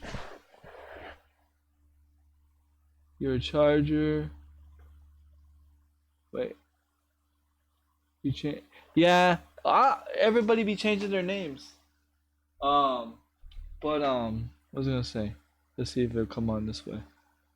Um, but anyway, I probably won't be able to show you guys because I was a ding dong and turned on my PlayStation, or turned on my turned on my computer before turning on my PlayStation. For some reason, when you do that, it doesn't show up on OBS or my TV, which is dumb because of PlayStation's whatever. And actually, I think it happens with all my systems.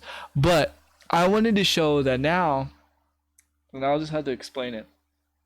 But now you can actually see your career stats The stats are not just by themselves, by individuals anymore. You can actually see all your stats for season 1 and season 2. It's all combined into one. So basically what you're going to do is like when you are at your lobby, and you're like sitting there like waiting to ready up, you hover over your name, right?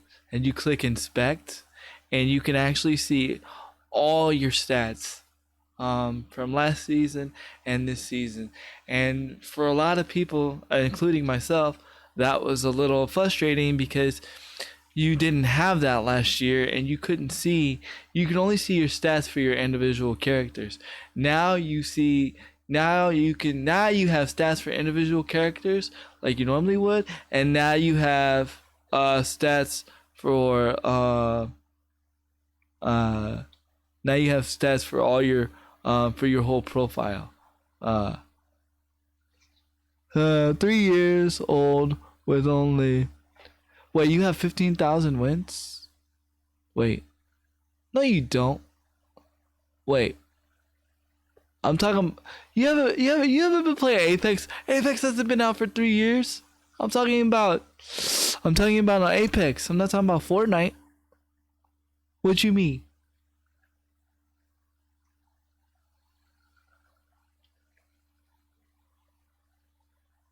Oh wait. I read it wrong. 3 years old with only. Oh, you're talking about a car. My bad. Oh, you talking about cars. See, y'all be confusing me. Anyways, so anyway, 15,000 miles. Sorry, I read that wrong. I thought Crew Dog was talking about what I was talking about. Anyways, so you're able to see all your stats now. Oh, you're good. You're able to see all your stats now, which is really cool. They did add some new attachments to the guns too that makes the Mozambique pretty amazing, but it's not as amazing. It's still not as amazing as the Wingman. They've also, like I said earlier in the podcast, they were able to like prevent the lag. I played it, like I said, I played from 7 at night till 3 o'clock in the morning. I did not experience any lag. The only thing I experienced was at the end when I was in the lobby. Sometimes it would disconnect to the server and you would have to restart the game. That is completely it. But another beautiful thing also that they've done, you no longer have to do the accessibility trick to pull up the servers. You can now pull up the server right away and it will automatically show you that the server that it's connected to in the bottom left corner. If you go to my Twitter account and you see a post that was posted last night, you will see that I am officially on the Dallas server. You will see that I'm officially on 11 ping with Apex. And you don't have to do the accessibility, wait 20 seconds, and for the thing to pop up, you can now just pop it up by clicking the R3 button and pick your server. I suggest you pick the best server to your area or with the less milliseconds, because you will play better. I already have 2 wins for the season already. You can also, now for those that don't know, for those that like to leave early when you die, you do get penalized now for it. You have to stay for the game. If you don't, you get penalized an amount of seconds, and for however many more times you do it, the longer you have to wait before you play the game. So you cannot, or you should not leave early in the game. You can also mute the parties now completely. And just like I said, they've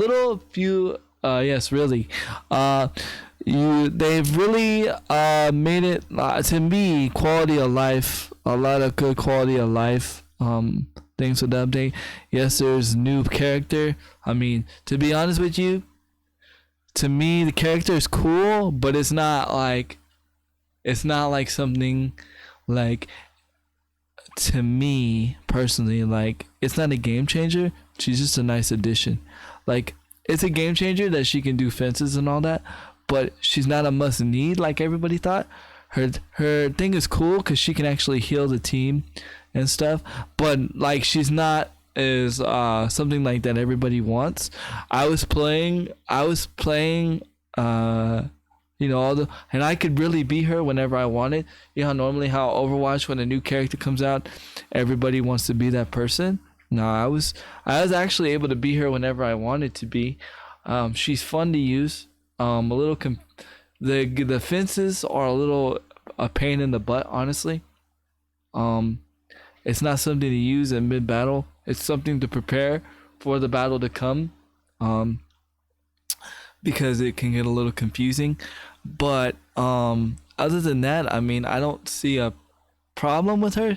She's not broken.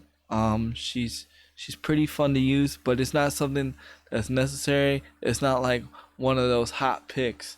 The map has changed. There's little things in a lot of a little different areas, and the maps have changed. There's a lot of good things about the game that's happening. And the hit detection, in my opinion, the hit detection is better. But then again, I play on the PS4. I have not yet played it on the Xbox. Also, it seems like the aim is not as crazy as it used to be for console. It seems a little bit more fine-tuned and a little bit more better to manage.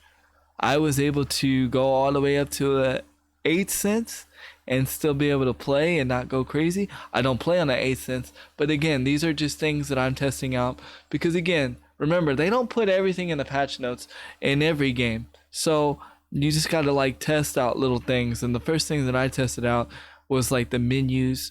I tested all the stuff that wasn't mentioned, right? And I tested out like the options and stuff like that to see if anything's changed. There's a good amount of changes, and I didn't have no slow-mo lag whatsoever, which was crazy.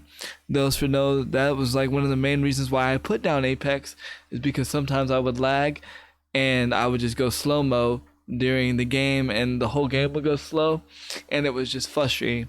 So I really enjoy the game, so I encourage you that if you put down Apex for a while and because of these certain issues, quality of life issues, I encourage you to pick it up again and try it.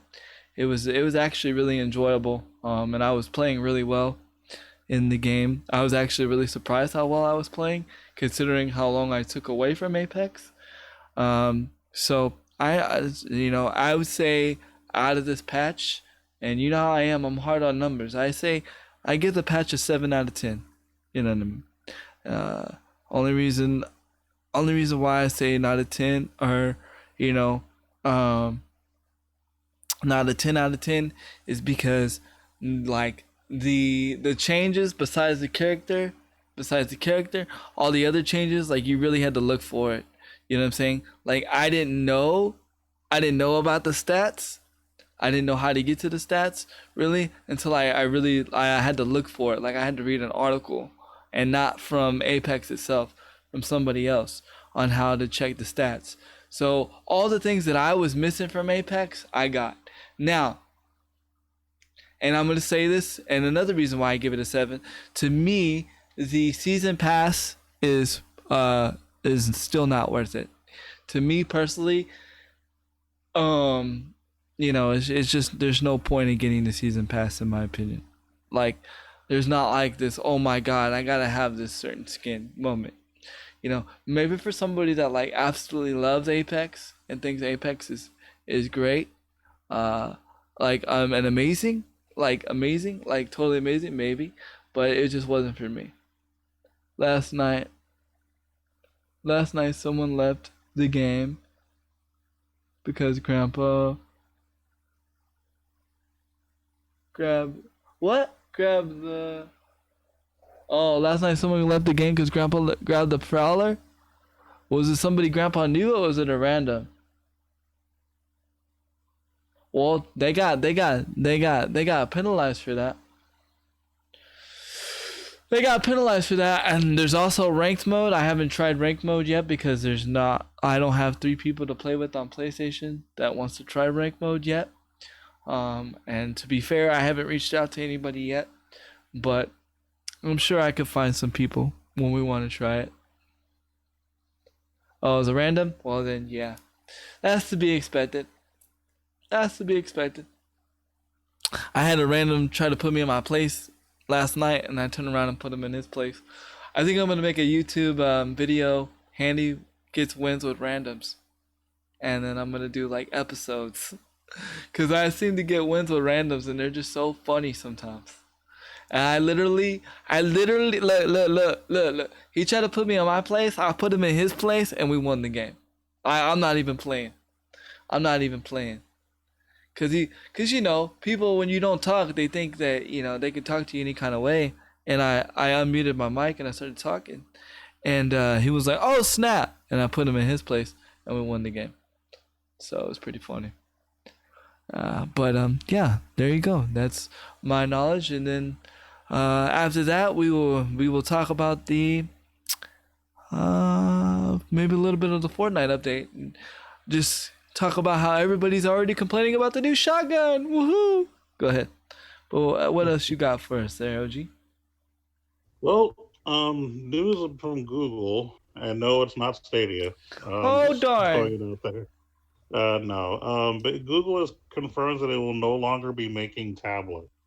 They're only gonna stick with doing laptops and phones, but they're no longer gonna be supporting or making any new tablets, which is kind of a shame because I actually like playing games on tablets. I mean, I have a tablet of my own, so it's fine. But for those of you who like to buy Google products and are waiting for the next one to come out, unfortunately, you're going to be out of luck because they did have 2 different tablets that they were working on. Mm-hmm. But now that they've chosen to just stop, they've actually literally just canceled the production. So everybody that's been working on these 2 new tablets are going to be moved to different departments to work on different things.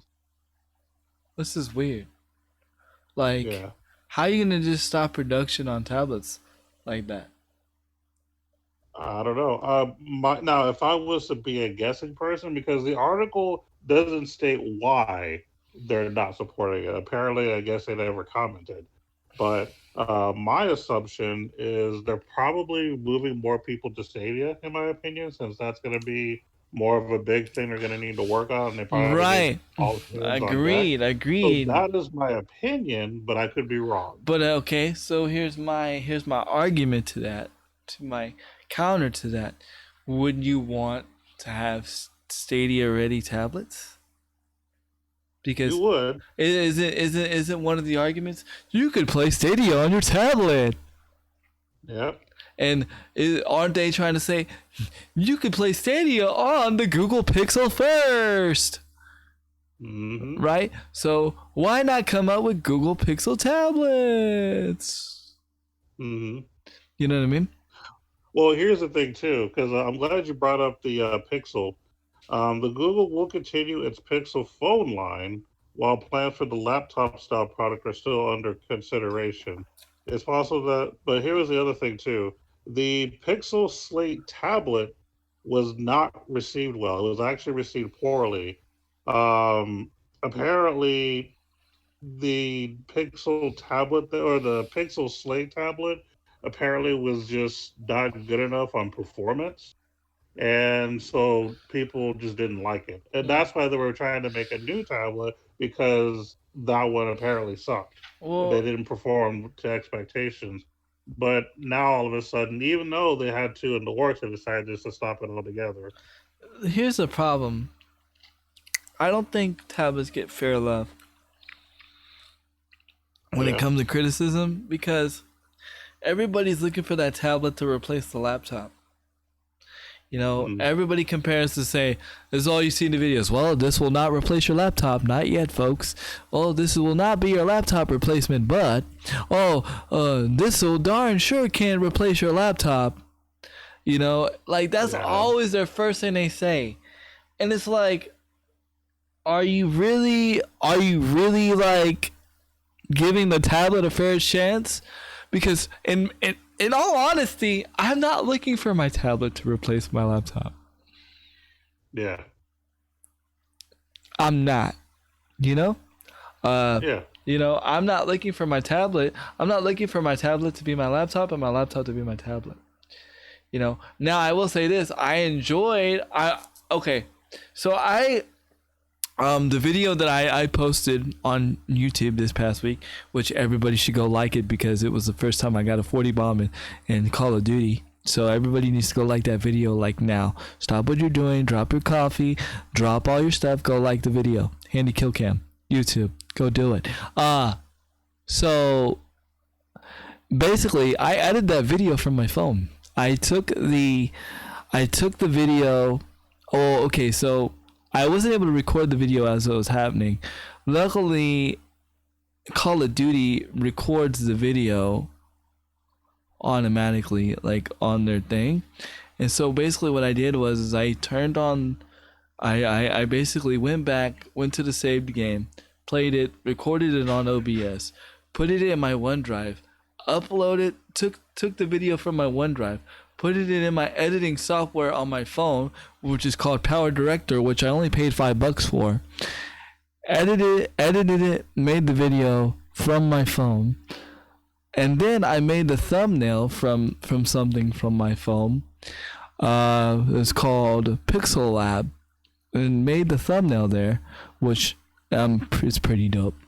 I did that for free and did it all myself, and it seemed that I was more proactive doing editing on my phone than it was my computer. That said, just because I enjoyed it more on my phone or quote unquote tablet, because really your phone is just a smaller tablet, let's just be honest, like that doesn't mean I want my tablet to be my laptop. You know, like I'm not going to be able to stream from my laptop. I'm not going to be able to do a lot of things from my laptop. So I don't know, like I get it what they're saying, but at the same time, like I just feel like critics don't give tablets a fair share. You know? Yeah. I don't know.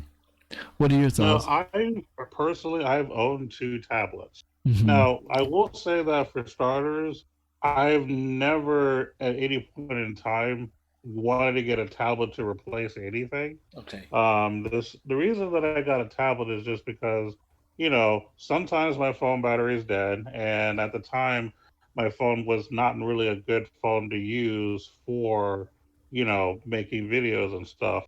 But the tablet would be something that I can keep at home. It's a device where I can visually see everything better. And that's really all it was. It was its own thing, not to replace anything. Because you still do have a laptop, but it's just for other things. The tablet is mainly for some gameplay and for videos. That's my purpose of having it. Now, the first tablet that I got was one of those free promotional ones that I got from T-Mobile, which unfortunately sucked. Not because it wasn't a good laptop, but just because in general, one, I couldn't record well at all. Like the quality was just the worst thing ever. And I had a lot of game crashes, more than I should. So that was kind of a clear sign that no, it was not meant to be. Now with the new tablet that I got, which is a Samsung tablet, it's Those fantastic. are the best. Those are the best. My wife has one. Absolutely. This is the Tab A, 10.5 Tab A, and it's really, really good. I don't really have issues with recording unless it's something that has to do with the software or the game itself. But as far as the device itself, it works really, really well. I have absolutely no complaints about it. So yeah, I mean, if people are complaining because their tablet is not as good as their laptop, well, your tablet's not supposed to be as good as your laptop. It's supposed to be just something else that's a little more casual or just something a little bit light that you could use to either just do your web browsing, your gaming, whatever you do on it.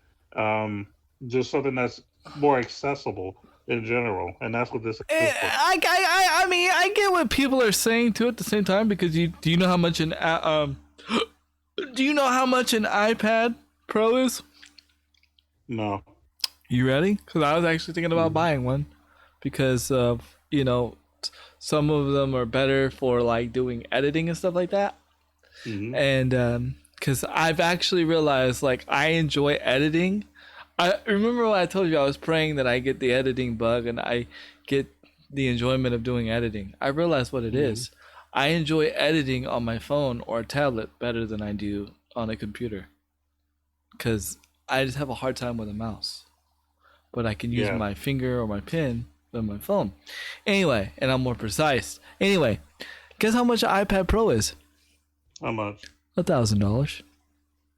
Yeah, it's about right these days. Okay, so but if you Unfortunately. think about it, you can get you can get a PC for the same price, or a laptop for the same price, if not more. Yeah. My laptop that I have right now, and I'm not trying to flex, this is just comparisons, because I hate talking numbers because then be like, oh, Handy's rich. No, Handy just saves money. Okay. Uh, this was this tablet or this laptop I have now was like $500. So you thinking, $500 more dollars, and I have to, buy a tablet, and then they're like, but it doesn't replace your laptop. I understand, but you have to realize though too, a lot of you people that are spending all this money on tablets, do you realize you're buying the name? Do you realize you're buying the name?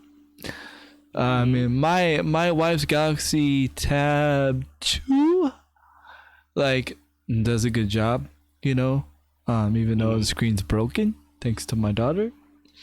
It does a good job, and it was like not even close to my PC price. I think that was like $200, $300, and we got that to rent to own, and that was like 4 years ago. You know what I mean? So, I don't know. Oh, by the way, I'm gonna turn you on to that editing software, so you can, because I remember you were talking about how you wanted to do videos and like record videos and be able to put like music behind them and stuff and do all the editing and stuff. Now you could do that with this software that I got, and it's only $5. So it'll be dope. You can do it. And you can also record yourself talking too, better also if you wanted to. So it's pretty cool. But like, I don't know, it's crazy.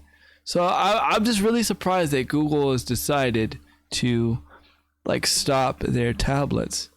Yep. It's They're just, not going to make tablets anymore. They've canceled the two that's in production, and they're just not doing it no so that more. means pretty much And your tablet that you have, that if you own a tablet that's Google right now, I'd say 6 months your tablet's gonna be obsolete, because if they're not making them no more, they're probably not gonna be receiving any updates anytime soon either. Which, well, your updates come from your service provider, so I think you'll still be able to get updates. You're just not going to be able to buy new hardware. You'll just have to go to get it from different companies. I mean, because I'm sure that they'll still be able to support laptops as far as their Stadia or the tablets as far as Stadia is concerned. They're just not going to make any new products, which I still think is bad marketing because, you know, like you mentioned earlier, if Stadia is pushing that you can play, use Stadia on all these devices, why not build something for all products to support it?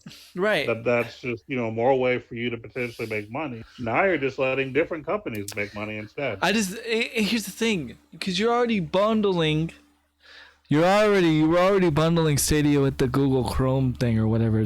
What is it called? Chromecast. Chromecast, right? You could have Yeah. bundled it with the tablet. Hello, McFly. Yeah.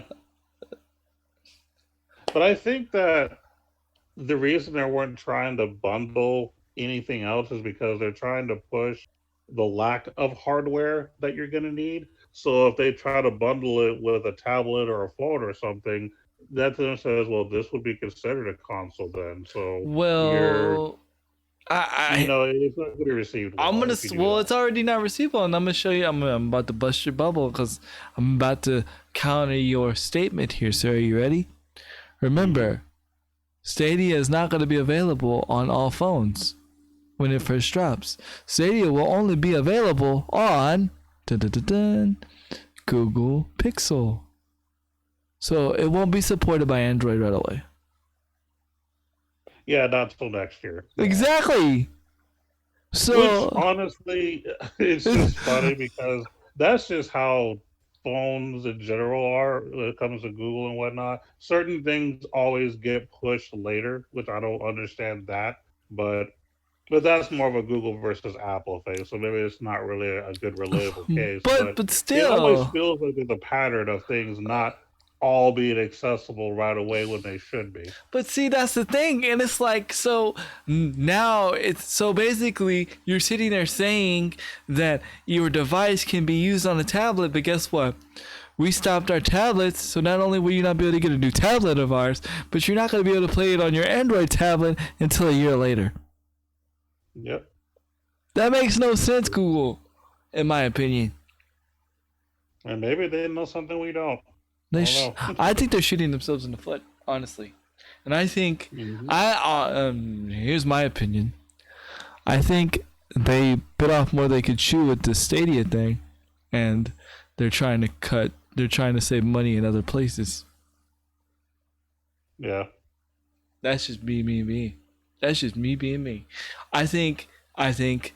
I think we jumped the gun too soon with this Netflix on gaming, too quick, too soon, and now Google's like, oh crap, we made this big old thing, and now I don't know if we're gonna be able to live up to the hype. You know what I'm saying? Yeah. You know, because their reaction, a lot of people are not buying into Stadia like they thought. You know what I'm saying? Like they didn't get us hardcore gamers. You know what I mean? They didn't get us. Right. They didn't get us. And those are gonna be the ones that keep you going. You know, us. You know, not necessarily the casual gamer. What keeps a keeps a casual gamer going is eventually they turn into a hardcore gamer. Meaning, oh, I have to go buy the new PS5. Oh, I gotta go buy the new Xbox 2. You know, because a casual gamer is not necessarily gonna go and spend that kind of money. Not all the time. No. You know, so I feel like maybe Google bit off more than they can chew, and I honestly feel like Xbox bit more off they can chew when it comes to this stuff. It'll be interesting to see. It'll be interesting to see what happens.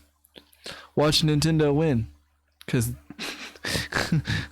watch Nintendo win. I don't know. It's crazy to see, but apparently people are mad about Nintendo also because of the new Nintendo Switch that's coming out. The Mini leaks of the Mini has been released, and people are just it just doesn't make any sense to a lot of people why you would downgrade. I personally don't see a problem with it. I necessarily don't understand why people are mad. Because I mean, from a handheld perspective, I think a smaller Switch would be better. But the fact that you can't remove the Joy-Cons, that's a problem. Yeah.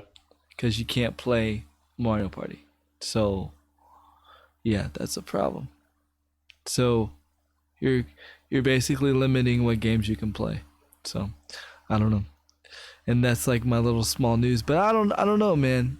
I just don't understand how companies are shooting themselves in the foot as far as stopping the tablets and stuff.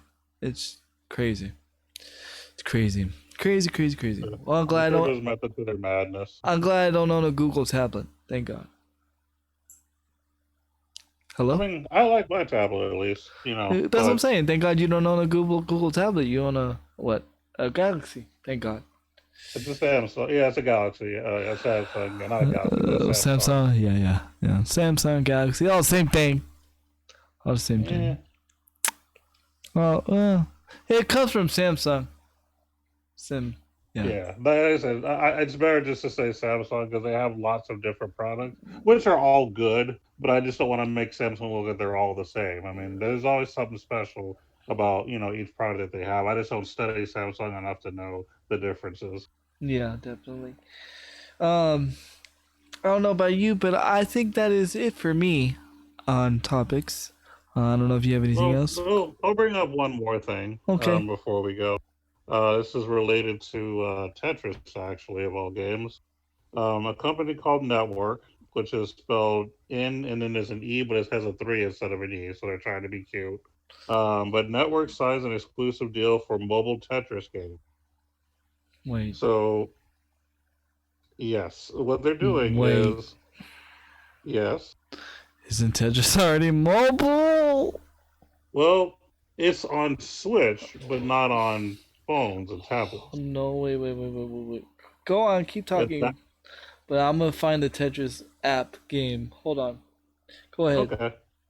Well, it may not be a legit Tetris, but you can look definitely. But basically, they signed a deal with the Tetris company to exclusively develop and publish new Tetris mobile games around the world. The first game in the partnership will be a battle royale titled Tetris Royale, which is a version that's already kind of on the Nintendo Switch, which is Tetris 99. So it's going to be something similar to that, but exclusively for phones and tablets. Yeah. So Tetris. So EA owns the Tetris brand on mobile. EA. Mm-hmm. I knew it was somebody because I used to play the Tetris game on mobile. It's called there's regular Tetris, Electronic Arts.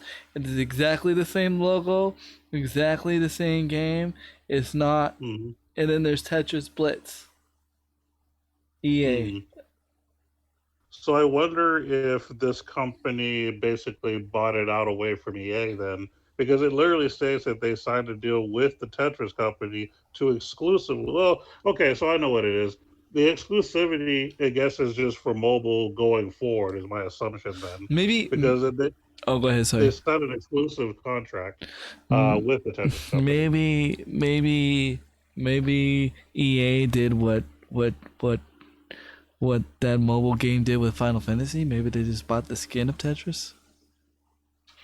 Maybe this is not really Tetris. It's not very specific as far as like the ins and outs of this deal.